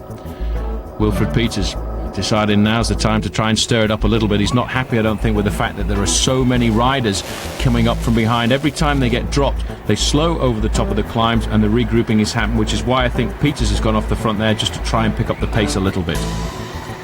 Well, for Durand, read Guédon now, because he's taken the place of Jackie, another Frenchman trying to hold off the whole field. It keeps reducing to around about 20 riders on the climbs, but it swells a little bit once over the top because they seem to stop racing. Bit of crash here. Our camera's catching a faller near the back of the field. It was on a right-hand bend, and it's one of the Casino boys who's gone down, but he looks okay. But it looked as though he caught himself out there. That was Vinkarov, one of the Kazakhstan riders on the Alexander on the Casino team. It was a pretty good move by the man behind him now, because he managed just to hold it up at the last minute. So these riders always alert, always waiting for something to happen, especially on these very tight corners in a race like the Tour of Flanders. But still, the group is swelling, Phil. There's a lot of riders at this stage of the game in the Tour of Flanders. Normally you'd be down to around about 30 men, but I would say there must be nearer 80 men still in with a chance. Well, they've clawed the way back again, because the heads of the race just don't push home the advantage they gain. They wait for the next climb, and as a result of that, the lead has gone out from 31 seconds to 52 seconds now as we go medley on our way towards the Eichenberg. Eichenberg is a very tough climb. Once you get to the top, it levels out a little bit, and there is a small amount of tarmac pavement, which makes it a little easier. You can see, in fact, Frédéric Guédon has switched across to the path on the side. Not so many spectators at the bottom of the climb here, which is 1.2 kilometres long and an average of 10%, and only 62 metres at the highest point. But Guédon certainly, I think, will start to feel a little bit more confident now that his lead is starting to approach the 1 minute mark. Well, this is a great show of defiance from the Frenchman, in fact.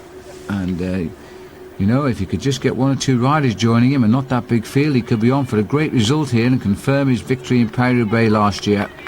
This is the Eichenberg. We're now down to the last 5 climbs of this race this year. We'll be heading on to the Berendries next, a climb they use in the Het Volk Classic early on in the season. And even though he is French, the crowd are shouting him all the way up the climb here. Nips across to where he spotted the smooth pavement on the left.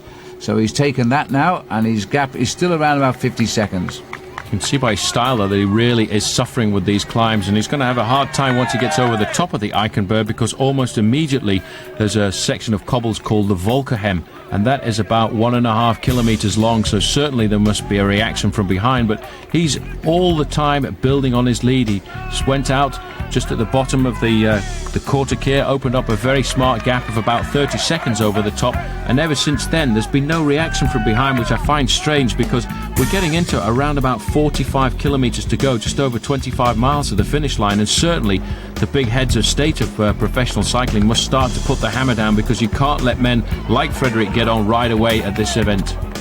Well, Big Rolf is trying to do something about it. Laurens Sorensen, Frankie Andreou in second place, André Schmil, a crouch position of the former Russian come Moldavian, now a Belgian. He's there in third place. And Museo taking a back seat at the moment on this climb, but he's certainly in this lead group, which I find a little bit strange, but he may be opting, they may have assessed, you know, there's so many riders that seem strong today at this stage that they're not pushing home their advantage just yet. See the chaos at the back of a ride and a climb like this on the Eichenberg. Everybody wants to go onto the left-hand side of the road to ride on the smoother part, and it really is difficult because there's only enough room for one man at a time. Andrea Taffy at the back there, having done an awful lot of work in the race so far now, just trying to survive to make sure he can stay in contact to try and keep a large number of Mapei riders in the group, and still the gap is increasing for 59 seconds now. So Guédon away from the chaos, and he's moving slightly away from the head of the race here. These riders at the back are just counting the wheel tracks to try and get over the top of the climb at the moment. Ludo Dierksen's just gone off our camera to the left. Number 5 here is Verhoeven of the Rabobank team. These guys at the back end of the peloton now, and you can tell by their riding style these hills are biting. Certainly is a very difficult part of the course here. These riders from Lotto, I think, just trying to survive, because their orders will be to help Andre Schmeel today. He's the number one man. He's the only man who has a great chance of winning the Tour of Flanders, and what they're trying to do is stay in contact so that once we get to the latter part of the event, they're still there to give a wheel or to pace their man back into the race. George Hincapie looking very confident here, very strong over the flatter part of the Eichenberg. This man certainly does love to come up here to Belgium. Looking over his shoulder now at the front of the main field, he's got Rolf Sorensen as a shadow, but George is certainly in fine fettle this season. Wait, a fine piece of riding. He's cut through the line and replaced Frankie Andreu at the front, as George now tries to get a little reaction going from the field. He'll be very pleased with this performance today, I think, George. Over the top of the Eichenberg, sharp right turn. But just look how many riders are still in contention here. It's a big bunch, this. Certainly is. The next set of cobblestones on the agenda is the Volkerhem, and then after that, two very tough climbs at Berendries and Ten Bosch. And I think because there are so many riders now, everybody's just going to take a back seat and wait until they get to the Mur de Grammont, which is situated about 25 kilometres from the finish. And that's a very strange thing to do, because you could get a silly move of lesser riders getting clear. And you see how everybody flicks around the motorbike there. Not a very sensible place for the man to stop there, but you could see, I think, also the sign of the riders flicking inside on the left-hand side there, just to indicate to the rider behind that something is in the way.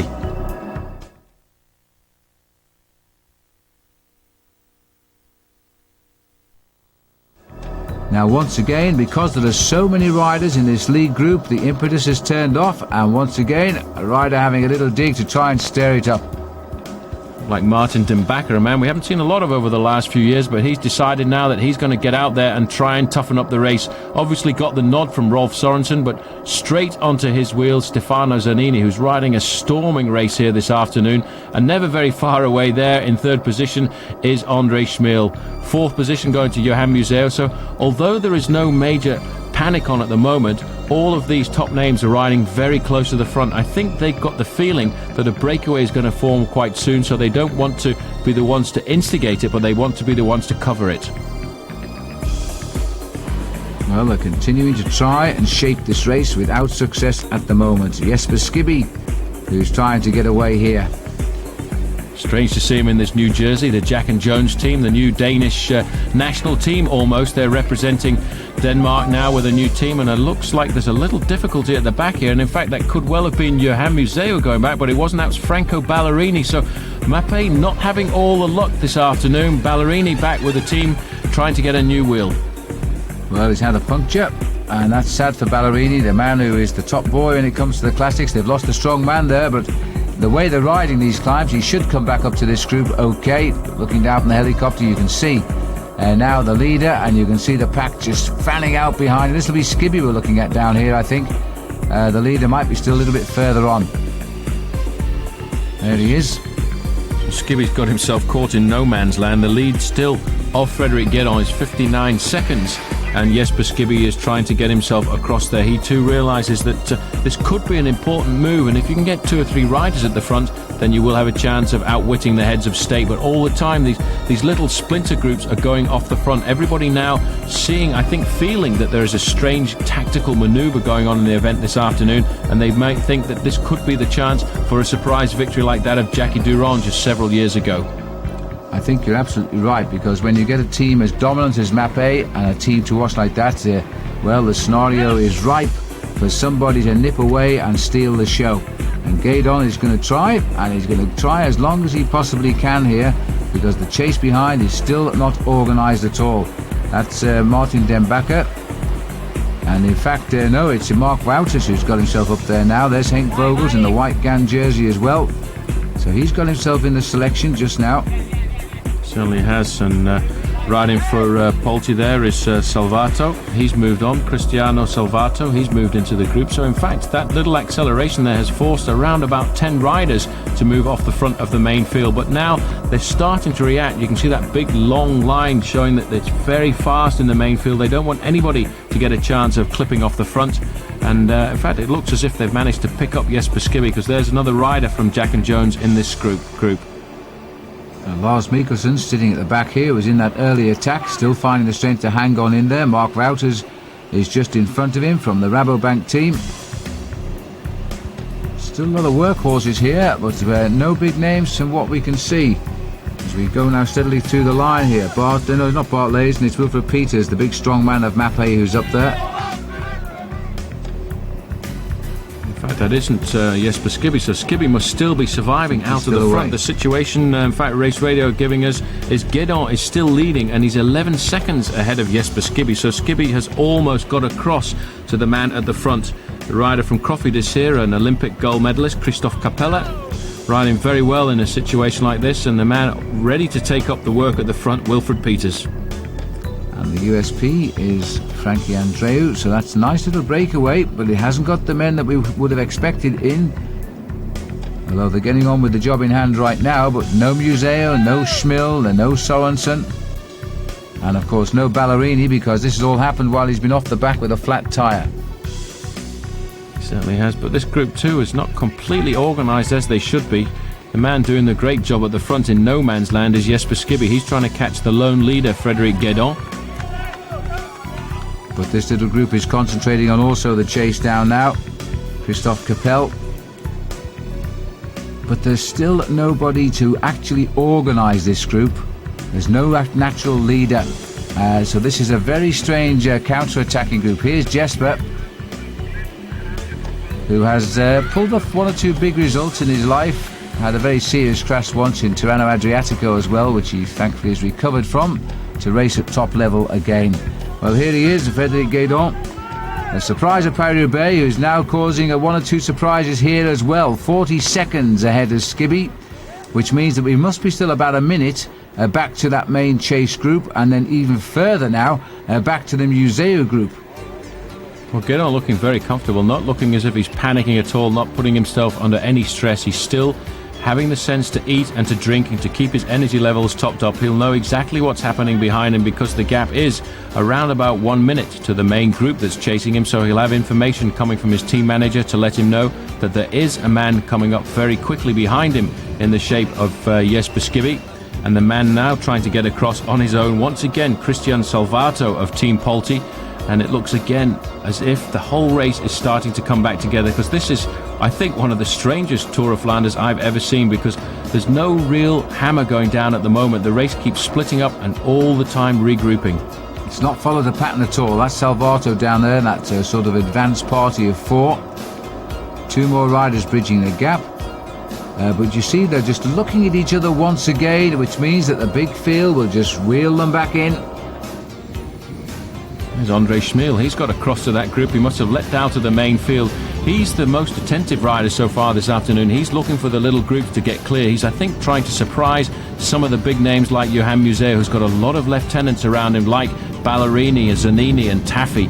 So the problem that Schmiel has riding for Lotto is that he's the lone leader. But when it comes down to the difficult parts of races like this, he ends up being isolated and not having anybody to help him out or to lead him across the gaps. But he's obviously read this one very well, because he's slipped into that leading group. Two Polti riders at front, Celestino and Salvato. But there's the echelon formed again. Top right corner is the way the wind is coming. A lot of freewheeling being done here, but they feel they've got that group under control. Just about 25 miles to go, slightly more now.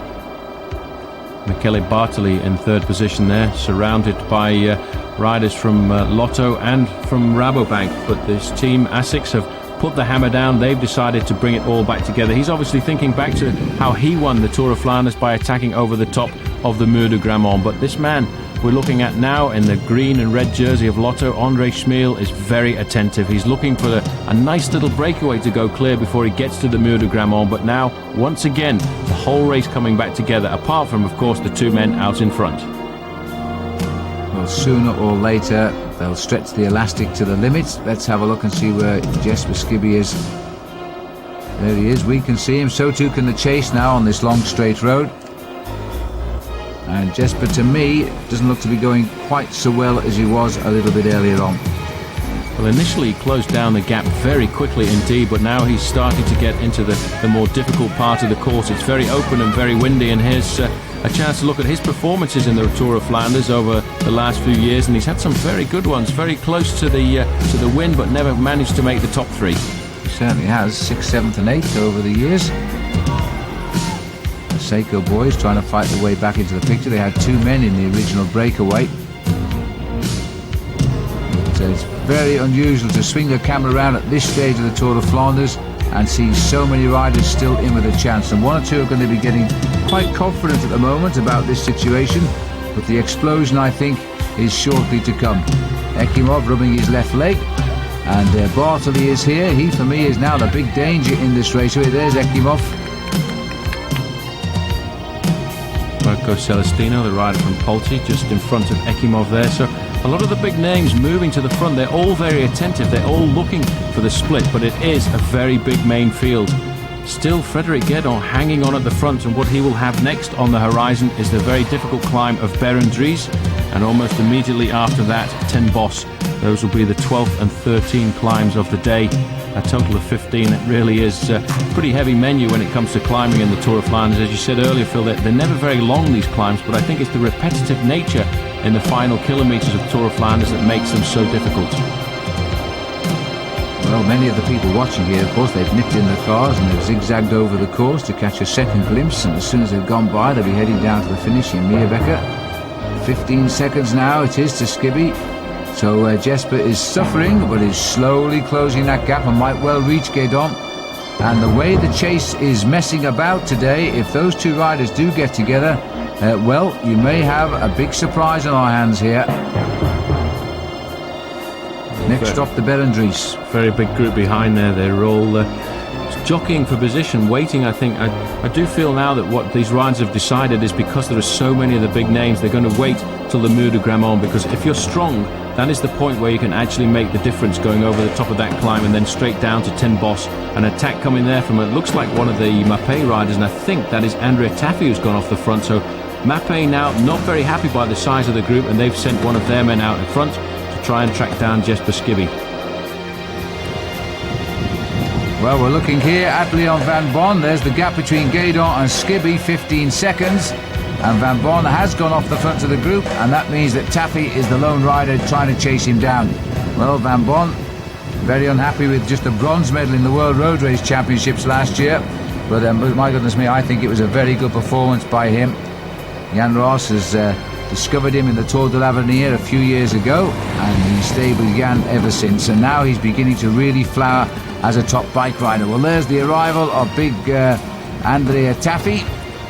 And 2 very good riders now, Paul, that could change the shape of this race. Certainly, Taffy has been at the front all of the time for the last 60 or 70 kilometres. He's always been going with the moves. He's done a lot of work, and he's still working now. And I think he's hoping that eventually one of these little groups that he's covering is going to get a nice lead over the rest of the group, because there's a lot of rivalry, I think, in the main field this afternoon, because you've got Sorensen looking at Musée, who's looking at André Schmiel, which could give the lesser riders a little chance to sneak off the front. And Acht de Volgers, if a little lesson in Flemish, means they are the chasers. And it does seem as though Taffy is quite prepared to work here with Van Bon. Very typical Taffy pursuit, puts his head down and drives when he rides with his hands on the tops of the handlebars.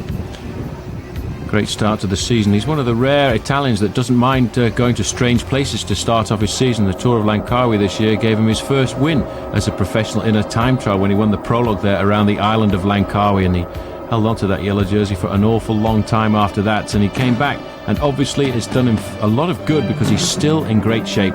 But the main field picking up behind a little bit of speed as they try to nail those 2 riders back. And it looks as though we're reduced to around about 30 riders in this main field now, as they swoop around that right-hand turn. Quite a lot of urgency, though, at the head of this peloton now. Look at that long, thin line.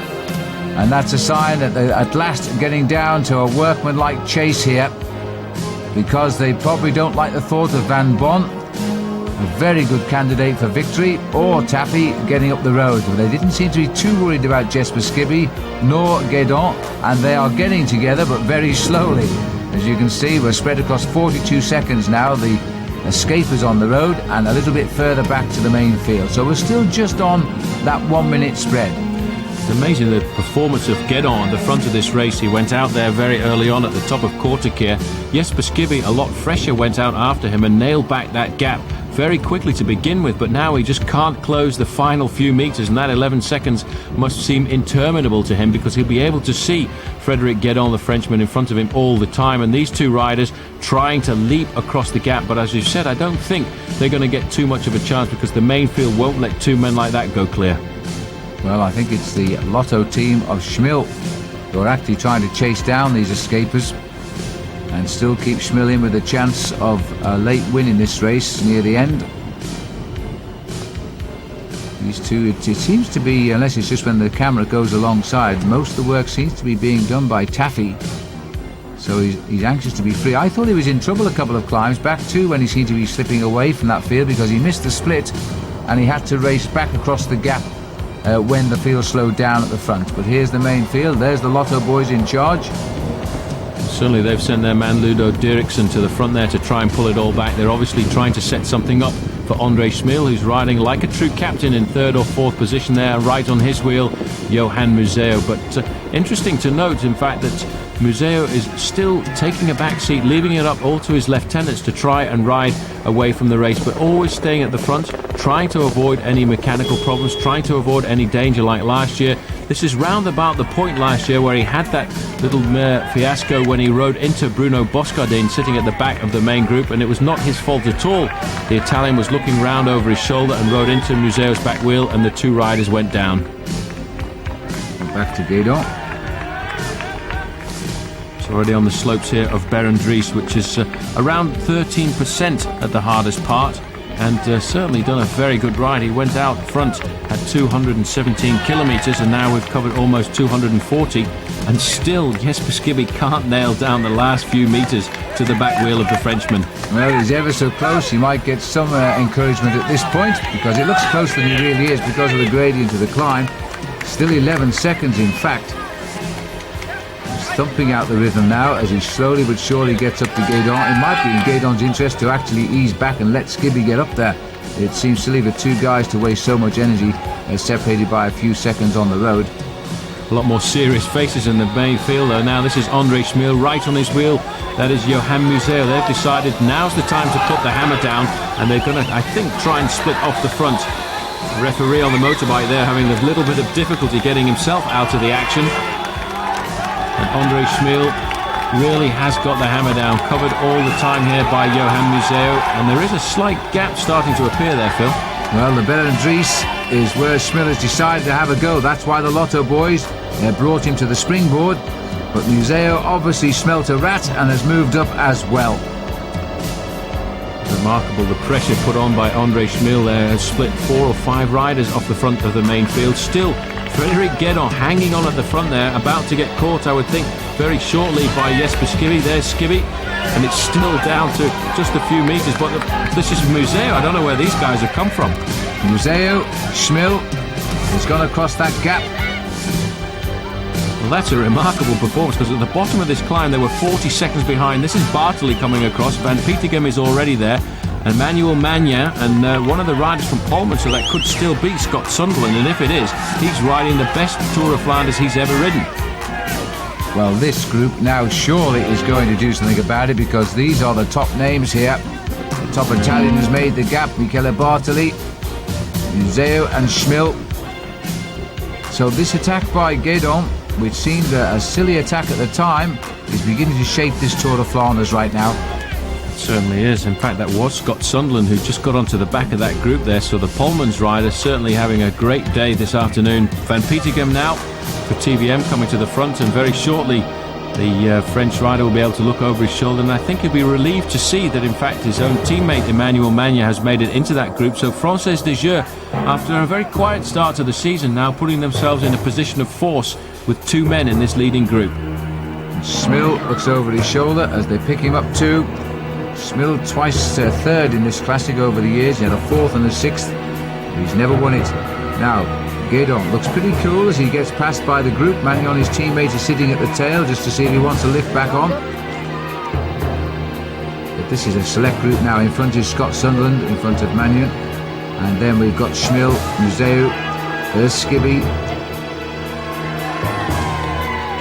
Scott Sunderland really has refound his form here. He came onto the scene a big bang with a 5th place in Milan-San Remo a few years ago, but he's had his peaks and troughs as a pro cyclist. It looks to me as though he might be refining himself this year.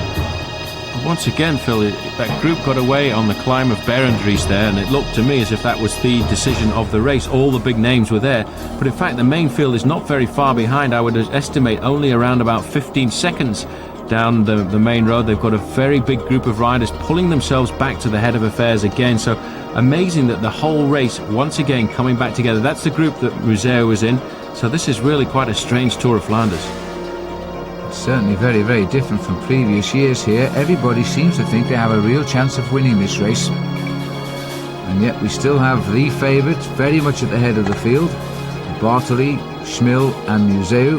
And I suppose we should include Van Petegem after his 2nd successive win in Het Wold. There's Schmil, time for a little snack. Van Petegem's the whitish jersey off to the right, dropping back. Mannion looking at the group.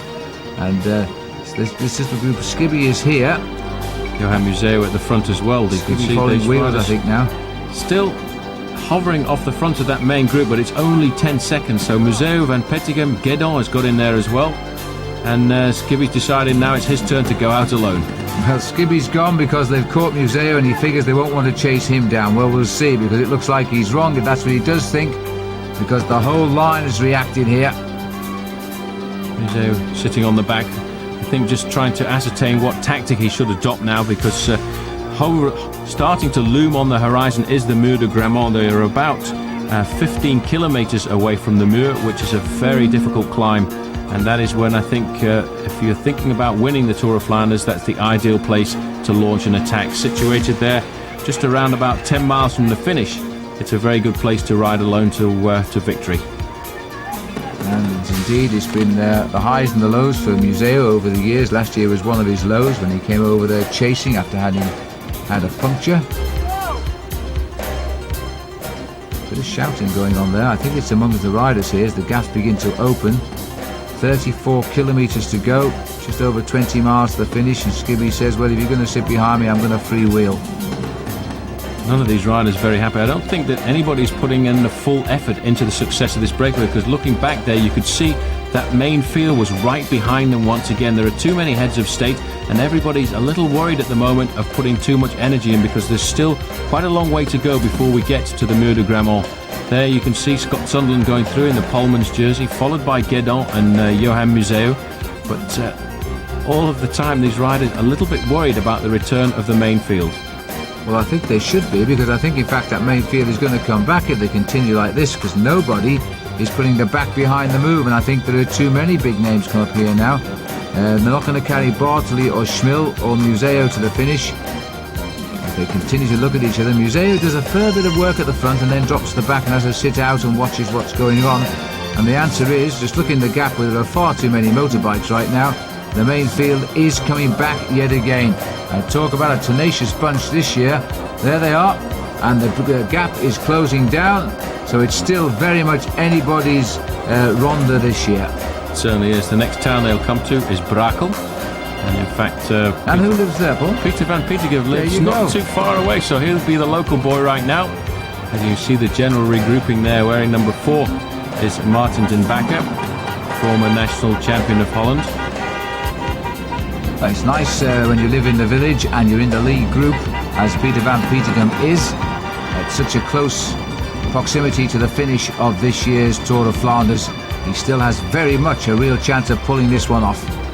See Frankie Andreu there, still in at the head of affairs, wearing number 152, when the man who finished second last year, Frédéric Moncassin, he's also up there as well, so he's a man that will be dangerous if it comes down to a sprint at the end of the Tour of Flanders, but that itself is quite a rarity.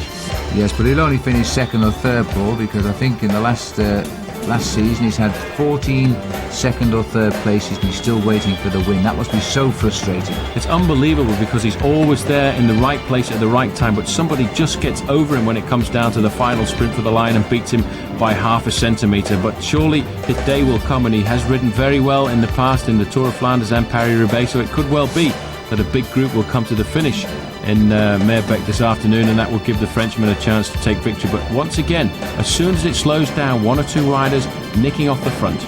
Well, it would be quite a spectacle because it's a difficult finish for the sprinters in Meerbeek. You make a right turn and then you sprint steadily uphill to the line. Anyway, there's still riders willing to have a little go here. This is Murray, or was Murray, in the red, and the other rider here is Mengan. There's Frankie Andreu, who seems to be having a great Tour of Flanders this year, and number 23 is Zanini. He, we keep on seeing him popping back. He claws his way back, and he could be the dark horse of the race today, Zanini. Certainly could be. Placed in Milan-San Remo as well. He could be searching for an overall lead in the World Cup competition. No sign of Zabel whatsoever now. Mangin, winner of the Tour de France last year, and also the French national cyclocross champion, so he too is finding himself very much at home on these Belgian roads because there's been an awful lot of cobblestones so far. Good to see Frankie slipping into a move like this because he's always liked the Belgian Classics, finished 9th in Paris-Roubaix, so certainly we'll be looking for an equal performance in the Tour of Flanders, and US Post will be looking to get 1 or 2 points for themselves in the team rankings of the World Cup this afternoon because George Hincapie is up there as well as Yaroslav Ekimov, and the team standings in the World Cup is counted. You have to have 3 riders to get high placings to try and mark points in that competition. Zanini here wants a little bit more action from Servais Knaven. He sat up and the line lost its impetus yet again. Just keep an eye out for George because there's been a split here again, and I don't think George is in it, but he might well be soon because there's 1 or 2 riders getting across the gap now.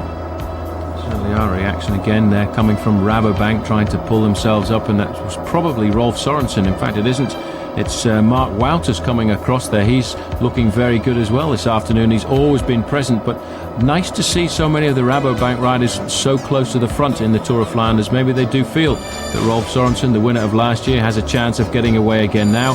Coming into the streets of Brakel, and I'm sure that Peter van Petegem knows every inch of the way. As he does on all of this course because he revels in the training roads around here. A nice big crowd turned out to see the riders through, and Prodigal Son right in the front group.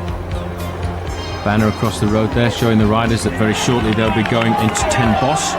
244 kilometres covered, around about 30 kilometres to go to the finish, and this climb not quite as hard as some of the others, 11% at the steepest part, but in fact it's all a good surface. It's not a cobbled climb, and a very tough one as well.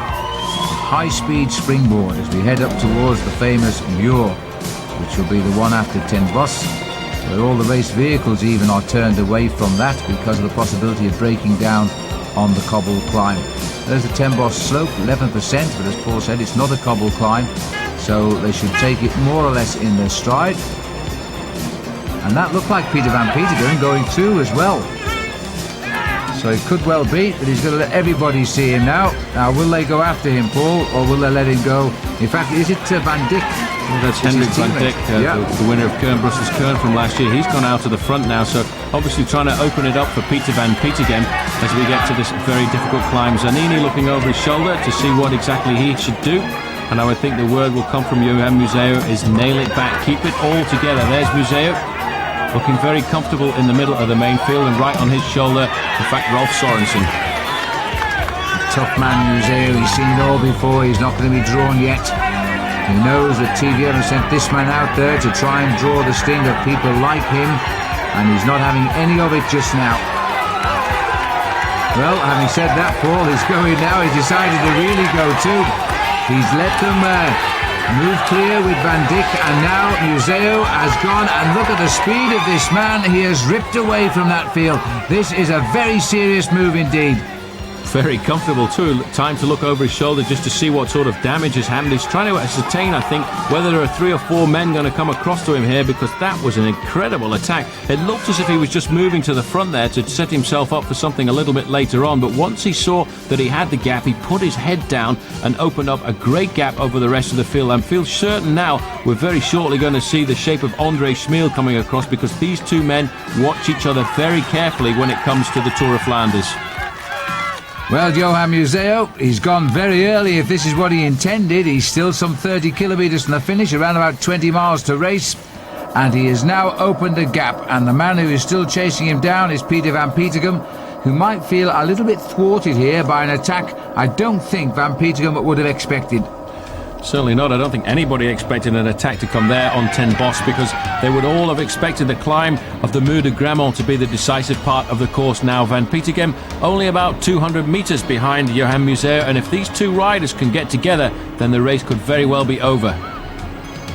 Well, Van Petegem, inspired perhaps by the fact he lived in the town we've just passed through, is now finding his day of glory being tarnished somewhat by the attack by the big man of the Tour of Flanders over the years, Johan Museeuw. There's some of his honours he's won.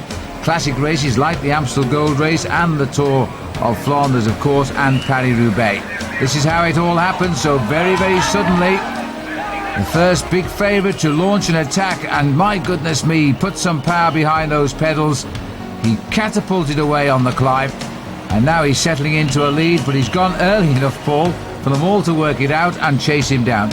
Certainly has. There's so many riders in that group behind. This is a risky move, and I think what he will expect is a group of 5 or 6 riders to come across him. He knows that Peter van Petegem is just a little bit further behind, and I'm sure that he will expect a reaction to come from André Schmeel. There is the man at the head of the race, Johan Museeuw, obviously not having as much bad luck as he had last year, and the gap back to Peter van Petegem seems in fact to be stretching out a little bit, because before Van Petegem in fact was almost on his slipstream, and now he's being picked up by the group, a very big group chasing Johan Museeuw, and I'm pretty sure we'll see there in fact in second position André Schmeel, and he'll certainly try and stir it up. Well, Schmeel is going to feel a little bit annoyed he missed out on this one, because he marks Museeuw normally very closely indeed. Now the whole field is going to have to regroup and decide how they're going to bring him back. Mirko Celestino is the rider in the lead for Polti. Franco Ballerini's got back after his earlier puncture as well. The other Italian there riding alongside him, Michele Bartoli, and Henk Vogel's in there too. Yeah, and it's not surprising, Ballerini looking very content with finding out that Museeuw has now gone off on his private sortie by himself. Well, Ballerini riding at the front there. Now his job now is to try and discourage any form of organised chase behind Johan Museeuw. Museeuw really has taken the bull by the horns if he's going to try and ride to the finish all on his own at the moment, because there's around about 18 miles left to go to the finish, and in 6 miles he'll be facing the Muur de Grammont, which at 20% is a very difficult climb. But no stranger to Museeuw, so he knows what's still to come at him, and he's made a move at just about the right time. Now Sorensen trying to stretch a little breakaway here. Pierre Domenico, the rider from Brechelat, has gone with him, so they too have tried to leap out of the front here and see if they can surprise the rest of the field. Everybody knows now if they can get to the wheel of Johan Museeuw, they have a very good chance of staying clear. Well, Sorensen has got clear, but I'm not too sure whether they can do much about it. Pierre Domenico is not, or maybe he just slipped through on his third to try and help. But again, the line is chasing down these odd men who try to attack. And right now, all the time they're doing this, they're allowing the one man they should have watched very closely indeed, Johan Museeuw, steal a march over them all. It certainly caught everyone by surprise with that attack there on Tin Boss, because I don't think anyone would have expected attack to come there, because it's not really one of the difficult climbs, the strategic climbs of the Tour of Flanders. It's a very easy climb normally, but the way that Johan Museeuw went up there, nobody could match his speed. 35 seconds is advantage over the group, but Phil, it's a very big group, and they can get themselves together and organise the chase behind him as we go out of Brakel here onto the main road, which will take him down to Grammont. We're being treated to a similar situation that we had in Het Volk when Peter van Petegem got clear and the 6 riders left behind didn't organise themselves. He survived to the end. Now Museeuw, everybody knows him. There is plenty of evidence though that won't happen here, because there are still a number of counter-attacks, and now it looks like Schmeel's having a dig. Well, Schmeel's decided now that they've pulled back Sorensen, it's his turn to try and get across there. Everybody knows the man they want to be with, the man they ought to be with, is Johan Museeuw, who's at the front of the race right now. Schmeel has got clear and has got a very good gap over the group, and they may be the one man who could ride across a gap of 35 seconds to Johan Museeuw. You certainly can't afford to let Museeuw get much more than the half minute he's got already, because once he gets out of sight, that's it. I think he'll settle in nicely, and they'll get discouraged by the fact they don't really see him up the road. Franco Ballerini saying, I'm not having any of that, thank you very much, and he's going to ride across to André Schmil if he can, just to try and act as the policeman behind his own teammate Johan Museeuw, who's at the moment leading the race.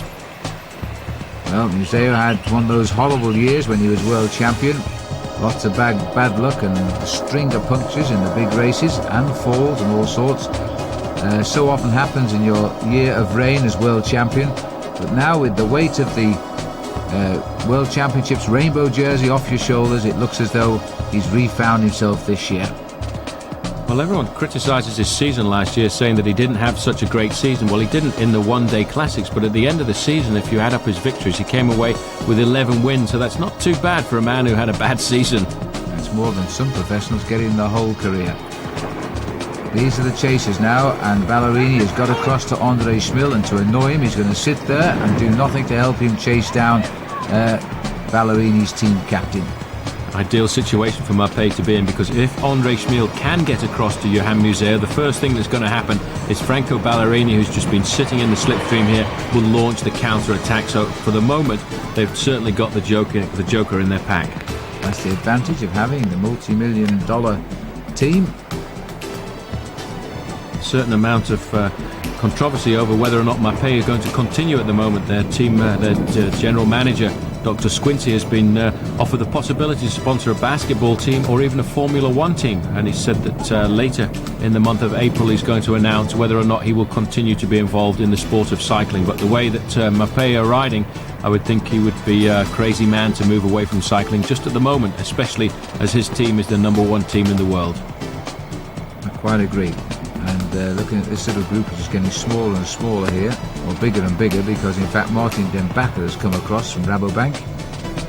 Surveys Knaben, the Dutch rider from TVM, but they've not got very much of an advantage over the rest of the group there, and this seems to be the same scenario we've been going through all day. Yeah. Little splinter groups going off the front of the main field and then all coming back together again. Nobody really wants to take the bull by the horns and be the team to be completely dominant.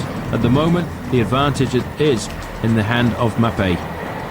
Celestino's brought them back, and we've got immediate counter-attack. Ross Sorensen's gone again. But Ballerini keeping an eye on everybody now. Eric Zabel's made it back, Phil, and that is amazing, because we haven't spoken about him for the whole event. At all. That really is remarkable, because Eric Zabel's team in the early part of this event were doing an awful lot of work to keep him up near the front. Then he disappeared for around about 50 miles. Then now, as we come to the critical stage of the Tour of Flanders, Zabel has come back. Now that's quite remarkable. Well, good for Eric, back in the frame now, and looking to possibly defend his overall lead in the World Cup competition. But this man, former winner of that competition, and he's finished second and he's finished third in seasons gone by, is now dictating the pace of this year's Tour of Flanders. The Mapei team car there being driven by Patrick Lefevre, jumping across the gap, so the referees obviously feel that the gap is around about the 1 minute mark, when they will normally let the team managers go forward. So that will be good news for Johan Museeuw when his team leader comes alongside him to explain just exactly what is happening in the race. And he'll be able to tell him that the team of Mapei are doing a great job behind. They've got Wilfried Peters in there, Franco Ballerini, and those men are closing down all of the little attacks behind Johan Museeuw. There's no coordination back in that group at all, and I think Museeuw might profit from this. There's first, second and second in this event, and finally in 95 he also got another win. He's had such a brilliant career. Third in 1996. Strange to see him riding so far away from the finish on his own, but he has won many time trials in the past. In fact, last year he won the time trial of the 3 days of La Panna to give him overall victory in that event, so he does know how to ride alone, but certainly not the normal way we would expect to see Johan Museeuw so far from the finish, because from the top of Ten Bosch to the finish line is 33 kilometres, that's over 18 miles, so there's a very brave move, especially when you realise how big the group is behind. Surveys Knaben shouting at our television camera there. He's coming up pretty fast. That's Massimiliano Mori, who was out front and has now quickly been dispatched. Still a lot of racing being done here though. Wilfried Peters. Surveys Knaben not finding any help coming from Wilfried either.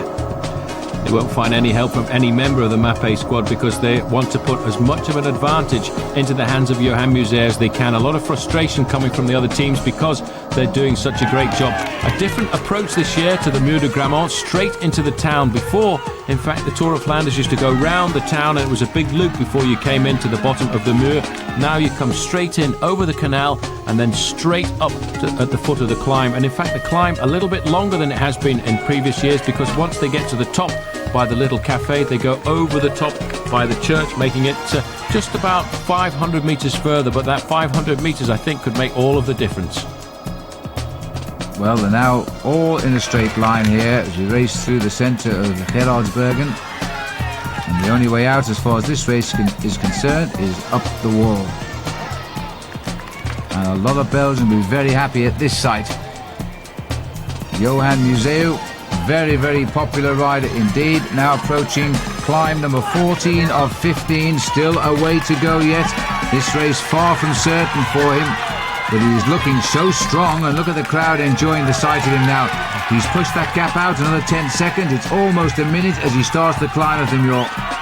He's using a massive gear there as well, out of the saddle on the bottom of the handlebars, pulling with all of his might on that bike to just keep that big gear ticking over.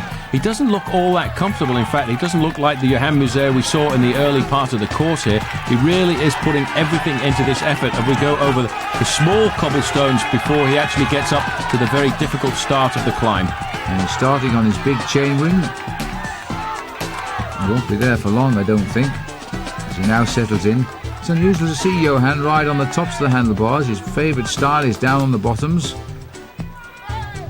Oh, he's really pushing everything he can into those legs now to get. They're still on his big chainring, look, Paul. That's unbelievable to see the power this man has got this afternoon. He certainly wants to get out and make sure he can get himself a third victory in the Tour of Flanders, because he has won it twice before. But once you turn right up here, you get to the steepest part of the Muur de Grammont, where it's round about 20%, and that's a nice little souvenir there as he throws away his glasses. Indeed it was. Now the right turn coming up. Now he's reached for the gear lever, has he? Yes, he has. Now he drops to the inside ring as he swings right. Now this climb begins to bite. A little bit of smooth road before the cobbles return. Everybody now warming to the fact it is their hero, former champion of Belgium, former world champion, twice former winner of the Tour of Flanders, Johan Museeuw, now taking the race onto the Muur de Grammont with a lead of approximately 1 minute over the rest. And when he gets to the top of this climb, 16 kilometres remaining and one penultimate climb before he gets down to the finish at the Bosberg. Now this is where you can lose an awful lot of time on the Muur de Grammont, because in fact Johan Museeuw has been riding on his own for 10 kilometres, and the main field behind will certainly be able to go up this climb a lot faster than him. Now here he comes on the climb, round to the sweeping right-hander. Hasn't got out of the saddle yet, Johan. He might do in a couple of minutes' time, but then again he seems to be strong today, very strong indeed. He must have had some sense that he was going well to have left the race so early on. Remarkable the way he's come out there 20 kilometres ago. He really has pushed it with all of his might to get here to the top of the Muur de Grammont. Behind there's going to be certainly a major reaction. This is the steepest part of the climb now, 20%. And he's hugging very close into the wall there. This is where in the past we've seen many riders get up and stop, and you can see even the great Museeuw is suffering to get his bike around that corner because it is very steep. Well, you can feel the power coming straight through your television screens today. This man is immensely strong. He's climbing a 20% gradient, and we'll get some idea how tough it is, I think, with the chasers, because they're not going to climb as smoothly as Museeuw. Here he comes. This is the new part of the course now, because normally in previous years, in fact, the race has gone straight on, and they've actually taken it right up to the summit of the climb here, just outside Grammont, making it just that little bit longer. Now, here's the main field, led by Schmiel, but close in there, Bartoli as well. Bartoli riding fourth wheel. Now, let's see what happens here. Peter van Petegem is still here. Zanini is still here. Now, are they going to start rocking and rolling, or is Schmiel going to ride away from him? He's right on the front here.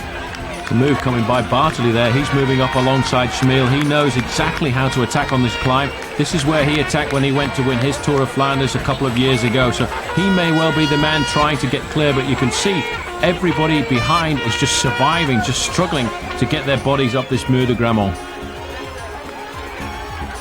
So after 5 hours of racing, they've all begun to hit the wall, it seems. What's left of this lead group accelerating out, because it'll be a compact little group that goes over the top, and then they can get down to some serious chasing of Johan Museeuw. Rolf Sorensen coming through a long way down, alongside him Frankie Andreu, and the two Aussies, Grady and Henk Vogel, also suffering. Servais Carnarvon now coming through. There's O'Grady and Frederic Guédon as well, the man who was at the front of this race for an awful long time.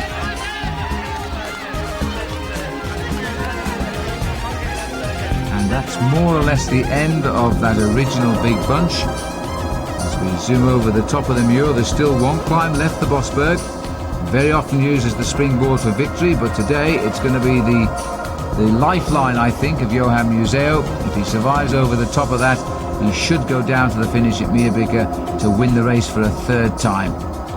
Well, that attack by Bartley on the Mur de Grammont has forced a group of about 5 riders to go clear. Andre Schmiel was straight away looking for some kind of a split over the top, and these riders now just a minute behind Johan Museeuw, who is still riding in a very difficult situation all on his own. Next on the horizon is going to be the Bosberg, and that will leave him just 12 kilometres before he gets to the finish. And right now it's 15. Left hand turn again, zigzagging away slowly but surely to Meerbeke. And Johan Museeuw, the man who has so often dominated this race, and he's known sadness in it as well, is now once again lining up for a hit at the winning line first time. Once again, that group of 5 riders who got clear over the top of the Mur de Grammont, starting to get pulled back by 1 or 2 other riders massing from behind. So it looks like Stefano Zanini had moved into that group and closed down, and also Franco Ballerini is there as well. So all the heads of state starting to move back in and swelling the numbers in that group, and still the US Postal Service represented there with Yaroslav Ekimov, who's having a great day. Ekimov certainly is. I wasn't sure then whether Bartley actually said something to Schmiel as he went down the line. Probably the white flag was going out or something, because they've both got to really chase hard now and forget about who else is in this group if they've got any chance of bringing back Johan. And on the back, wearing 213 is Gabriele Colombo, the man who just a few years ago surprised the cycling world by taking Milan-San Remo. Right in front of him, the big man Franco Ballerini. The gap, in fact, started to come down a little bit. It was up as high as 1 minute and 5 seconds, and now it's down to just 54. Well, they've organised the chase, and the Mape boys are sort of taking the line through as well, but not putting too much pressure in. There's Ekimov, new champion of Russia. 2 men, in fact, in this breakaway who can speak the same language. They both used to ride together on the Russian national squad. That's right. In fact, they both won the Russian title, even though Andre Schmiel is now a Belgian national. He picked up the Russian title back in 1991. Strange to see him later on this year riding the Belgian national championships. And wouldn't that be one for the books if he could be a former Russian champion and, in fact, be a Belgian champion as well. In fact, a point of interest where his national championships was concerned, in fact, Andre Schmiel was the last winner of the Soviet Union national championships. Now, these riders a little bit perplexed, because the big man, Franco Ballerini, who finished 3rd last year, is doing a great job at policing the situation, while Patrick Lefebvre is up alongside his charge here, probably saying, just stay steady and you can win this now. If he got out any further out of that car, he could have been sitting on the bike with Johan Museeuw there as he reaches what is the bottom of the Bosberg. Still a little bit further to go before he gets to the cobblestone section, and that's when you really have to put the pressure on, because let's not forget that Johan Museeuw has been in the saddle for almost 7 hours today, and the weather not quite as good as it was earlier in the stage. The clouds started to come in, and it's not quite as warm as it was either. But the gap is still more or less the same at 54 seconds. Nobody pulling him back. He knows now he's committed right through to the finish. There's no point in waiting for anybody, not that I think he's any intention of doing that right now. chance to see another former winner of this great event, the Tour of Flanders. Eddie Merckx himself looking very happy to be riding behind Johan Museeuw. So Eddie knows exactly how to win this event. He's won it himself. And he too always enjoys victories by Museeuw. One thing in common they have, they've both won the Tour of Flanders and they've both been world champion. Now this is the Bosberg. Museeuw's got it on his small chainring there, but you can just see the power. He realises now that this is the critical part for his breakaway. He's got to make sure that he doesn't lose any time on these cobblestone climbs now, because if he can get over the top with around about a minute's advantage, he's got a great chance of keeping it all the way down to the finish, because from here we shoot right down into Ninove and then across to Meerbeek. But Johan Museeuw is really suffering like I don't think I've ever seen him suffer before in one of these one-day classes, because I think today it's going to be something very special for him. Well, as he starts the long climb, steady climb this, the cobbles are not too rough, they just bounce you around a little bit. He keeps the rhythm going now, a massive crowd here as he heads up towards the summit. He first won this race back in 1993 when he beat the Dutchman Frans Maassen, last time in 1995 when he beat Fabio Baldato. And now the top of the last of the bergs in this year's Tour of Flanders. This is the Bosberg. And well, the boss really is in charge right now. Here's Bartoli leading the chase a little bit lower down the same climb. Certainly is, right in with the action as well. You can see Frankie Andreu there. So Frankie Andreu having a great Tour of Flanders this afternoon, but Michele Bartoli is really turning on the speed now. And as always, right up in the action is André Schmil. But trying, I think, to demoralise everybody is Franco Ballerini, just riding up alongside them saying, come on boys, is this as good as you can do? He looks so strong as well to be able to do that. And Ballerini, great consistency in classic races, third in this event last year. This team has so many stars that they can turn them into pawns at the drop of a hat, and now it's Ballerini's turn to try and block for his team lead in Museeuw. But look at the way Bartoli is stepping on the gas up here now. This is Mannion, I think, also trying to now break through on the inside. He's finding his legs too, and Schmil no longer quite looking so sparkly, but he's still got away in what looks like a group of 4 riders clear at the top. Henk Vogel's at the back here, suffering to try and stay in contention. Last year's winner, Rolf Sorensen, also coming off the back of the line, just showing exactly how fast that group went up the Bosberg. All of that, the impetus being put into the group there by Michele Bartoli from the Asics team. Now this is when it hurts, when you say to yourself, I won this race last year, and you've dropped some 20 metres off the back of the group, then you've got to dig really deep to rejoin them, and it looks as though Rolf was doing just that. And now we've gone out just a little bit more. The magic minute has been reached. 62 seconds now with all of the climbs behind, and this man now settles into a time trial mode and races towards Meerbeek. Well, around about 7 miles to go to the finish, 12 kilometres from the top of the Bosberg, and Museeuw now must start to feel a little bit more confident, because despite the fact that that's a very big group behind him and a lot of the major favourites, they're not managing to reduce that advantage. But this man now feels that he can't. Michele Bartoli has gone alone. Well, Bartoli is the star, I think, of Italian cycling, and the man tipped to have this wonderful future ahead of him. He already has many classic victories, but people still see him as a stage race rider as well. And he's ripped away from them over the top of the Bosberg, and now he's calling them back to give him a hand. Ballerini wearing number 21, closing it down, coming alongside his compatriot there, just to say, well, sorry guys, but I'm very strong this afternoon, but I can't do anything to help. And Stefano Zanini has moved into that group as well. That's absolutely right, he's gone through. Magnan, he's had a great ride today. The riders knew his form though. They tipped him as a danger man, as a possible winner, and he's going to finish in what looks like being the chase group now. Ekimov has noticed the danger as well. He's slipped across there wearing number 156 for US Postal Service. Interesting to see 2 Russian riders in the chasing group behind Johan Museeuw, although now we do have to admit that André Schmil has been accepted as a Belgian.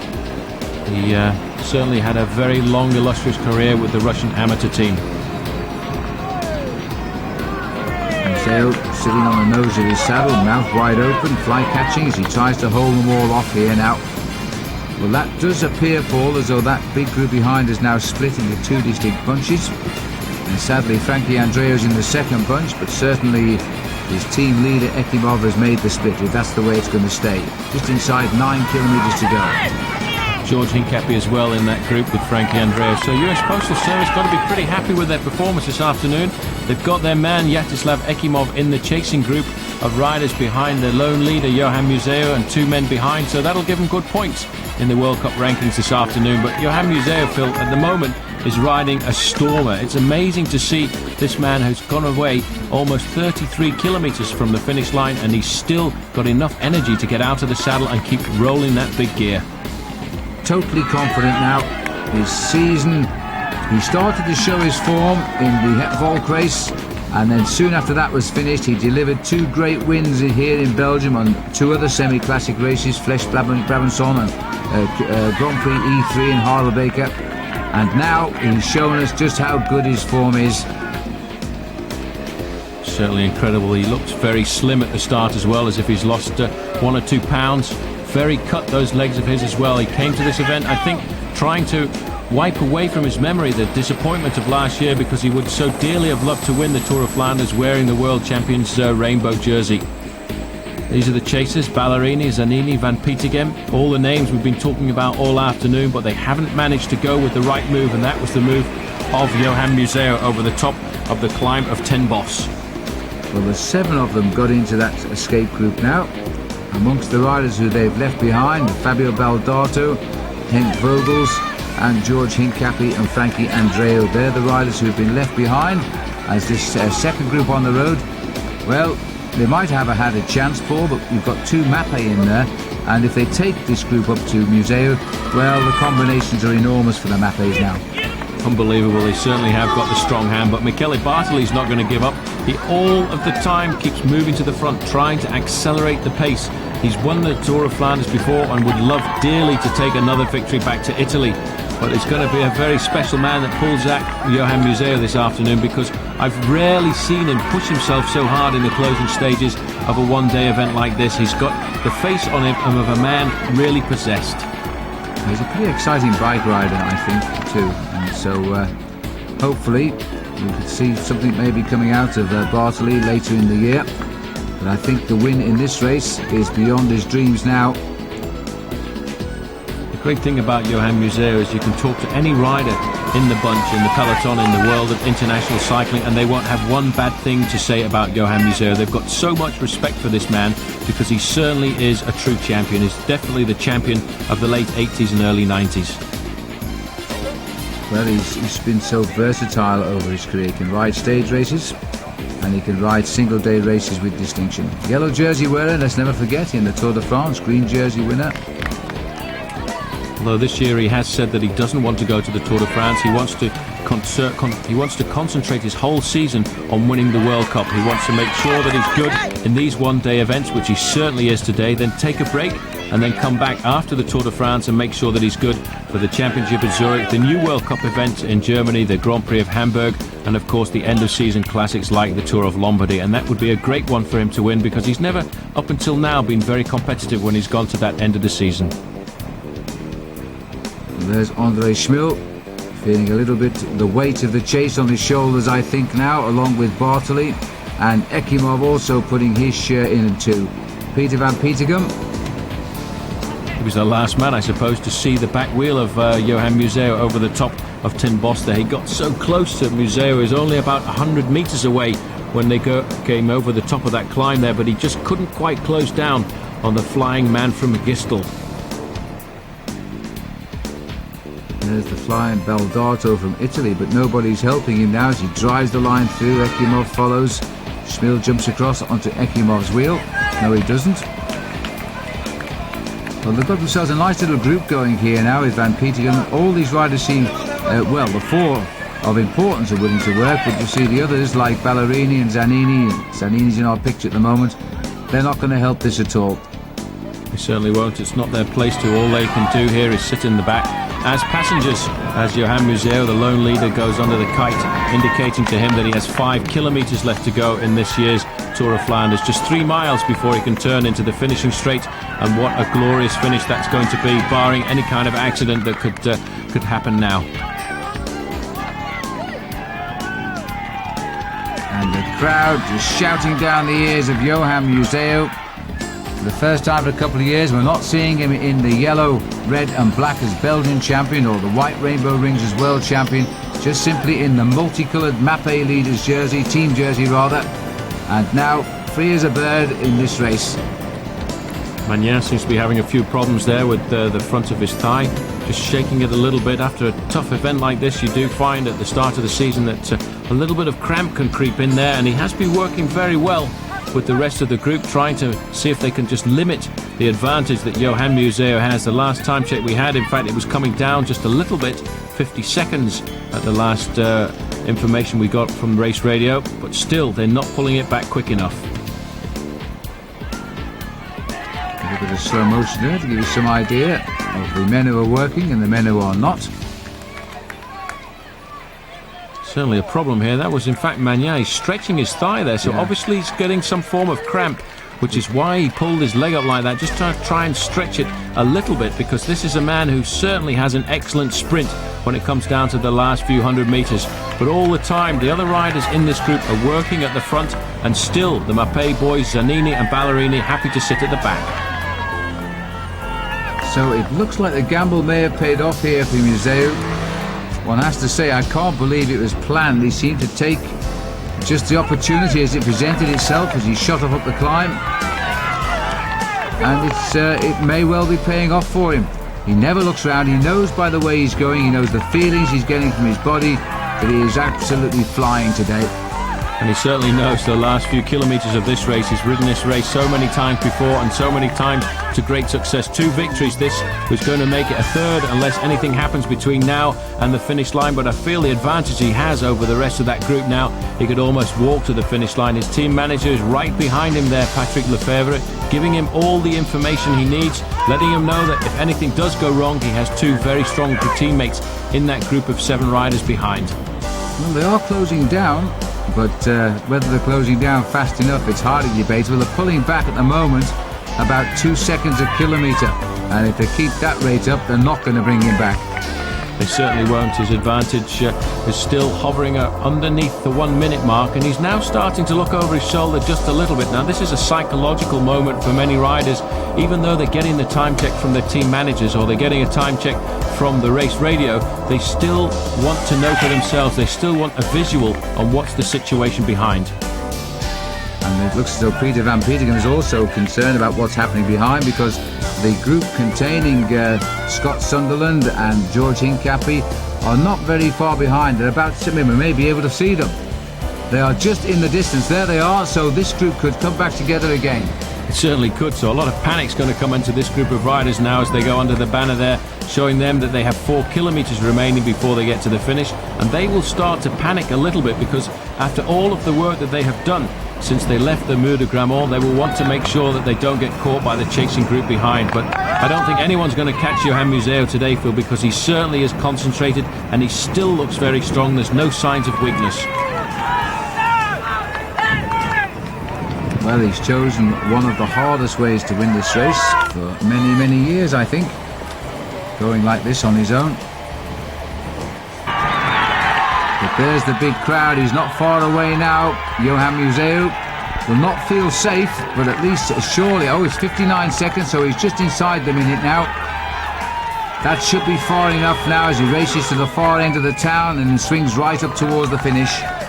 He's just come through the town of Ninove now, heading towards the finish line in Merbeke, and that red kite telling him just 1 kilometre remains after 276 in the saddle is going to give him just a few more wings, a little bit more energy to push himself towards the finish line. For him, I would think it's going to be one of his sweetest victories in the Tour of Flanders. Well, Johan Museeuw, a professional since 1988. He'll be 33 years of age this year. And this one's going to be for his family, Veronique and Gianni.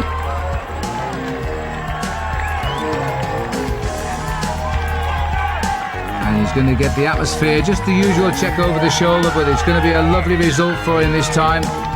He's got his name on many of the big ones. Surprisingly, he's only won 2 stages in the Tour de France, both of those coming back in 1990 when he was a challenger in the green jersey competition. But now all that's behind him. He now becomes just one other rider to win this event 3 times in all, and he now follows in the wheel tracks of Achille Buis, Eric Lemont and Fiorenzo Magni, the only other 3 riders to win 3 Rondes, 3 Tours of Flanders. Johan Museeuw gets the victory, and he has really showed today that he was the very best man of what has been a very tough race to judge, and almost 7 hours in the saddle as well. A lot of nervousness in the group behind now, Phil, because everybody realises they're not going to win the Tour of Flanders, but still an awful lot of points at stake. And Franco Ballerini winding it up on the front, and on his wheel Stefano Zanini, and right behind them Andre Schmil. Well, this is going to be a very good sprint indeed, but the 2 Mappe boys have had a bit of a ride since they break away by the team captain. Schmil, you can reckon on the left. It looks as though Zanini's going to try and make it a 1-2 for Mappe. This is not unprecedented by this team in other big classics, but now Zanini is going to show his sprint. Zanini gets second, and Schmil is going to follow his wheel over the line. And Magna was the rider on the far right, who probably will be given 4th place on the day. He just tailed a little bit off the back of the race here. Looks like Bortolami, another good result for him. And right on his heels too now come the big pack. And Scott Sunderland it is who takes it out.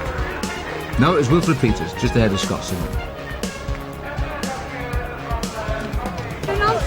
Well, Johan Museeuw obviously looking a little bit tired after the finish, Phil, but certainly I would think that has to be one of his sweetest victories in the Ronde van Vlaanderen, because for him, being a Belgian and being from Flanders, this really is an important event. Well, there's the hugs and the kisses from a team which has been so loyal to him today to give him the victory, and smiles all round. They're all brilliant in their own right anyway, and they've given their team captain the victory. Now all that remains is to join Paul, and let's see what the riders had to say about this.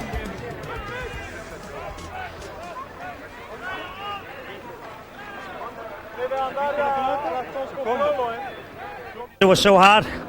It was such a hard race that a lot of the good guys, only Museeuw could make the difference on Berendries. And then we were a few guys on the same level, like me and Bartoli and Van Pietegem with Schmil, we tried. And that was the moment really to go after him just after there, make a 4-5-man group and give everything we had. But it was closed again. He had a very good team from behind. And every time we tried something, they closed with do you have water? A drink, something to drink. He was really strong today, though, when he went. That was a very powerful attack. Yeah, he was very strong. He was the strongest, and I saw him riding last weekend. He was really incredibly strong, and there was not much to do also because he went in himself, and with a strong team like that, he didn't even have to close the gaps or anything. He could ride from the front, and with that team he had today, it was very difficult for the other ones or for us others to do something about it. That was an incredible ride today, Scott, because you were with all the big moves. Yeah, I just, in the punter on the first day, I had a good day there, and I thought, I can maybe do something here if it stays dry. And I just couldn't afford to, because I don't have a team, I just couldn't afford not to be in every move, And there's so many good riders here, But I was maybe in one move too many, and just cost me that 10 metres on the top of the Bosberg, But it really does seem that you've got extra motivation this year. Is that because of the change from Gant to Polmans? Yeah, it probably is, but I think the main reason is that with Walter Plankard in a smaller team, they let me do as I want. And they got confidence in me. I've been now a pro for so many years and racing on the circuit, and they just let me do it rather than me having to do it their way, and they don't even know me, So Walter Plankard's put confidence in me, and you see the results, no stress, and I'm just enjoying it. Thanks, mate. Well, Andre, you rode very well this afternoon, but it was difficult to do anything against the Mappe squad in the final. I think I rode a very good race, but I had 2 flat tyres. I fell off one time. I broke my bicycle. At the end, I couldn't do anything else, so 3rd place is quite good. You hope that all the bad luck today would not follow you into Paris-Roubaix next week? Well, I don't know. With me, once it starts to be bad luck, it stays with me for a long time. You've got good condition at the moment. What do you think of Museo's performance today? It was a bit risky to go out almost 30 kilometres from the finish. Apart from the fact that he was very strong and put in a great performance, but once a breakaway goes clear in a race like this, a lot of riders want to get to the finish, but there are so many riders who don't actually want to work in the group. I was with 15 riders and there were only 3 or 4 who really wanted to chase Museo. The others just wanted to stay with us. And I think once it's like that, a lot of riders don't want to work 100%. Everybody just thinks about themselves. And that's why the breakaway gets the advantage. They always have the advantage in a situation like that because psychologically it's stronger. But it was a good ride by Museo today, wasn't it? Maybe next week it'll be your chance. We'll see next week.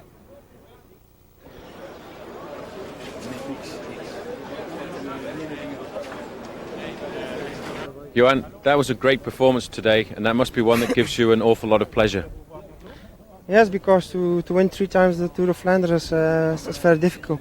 So to win 1 time is already difficult, but this year I'm one of the favorites, and it's more difficult when you start as favorite. Does it help you to forget the bad luck from last year in the Tour of Flanders? Last year was a big year for me because I was a world champion, but I have a lot of troubles with the jersey. I crashed the Tour of Flanders, I crashed in Sanremo, and this year I win. So. Did you think the attack on Berendries was an awful long way from the finish? Maybe it's too long, but I was very strong.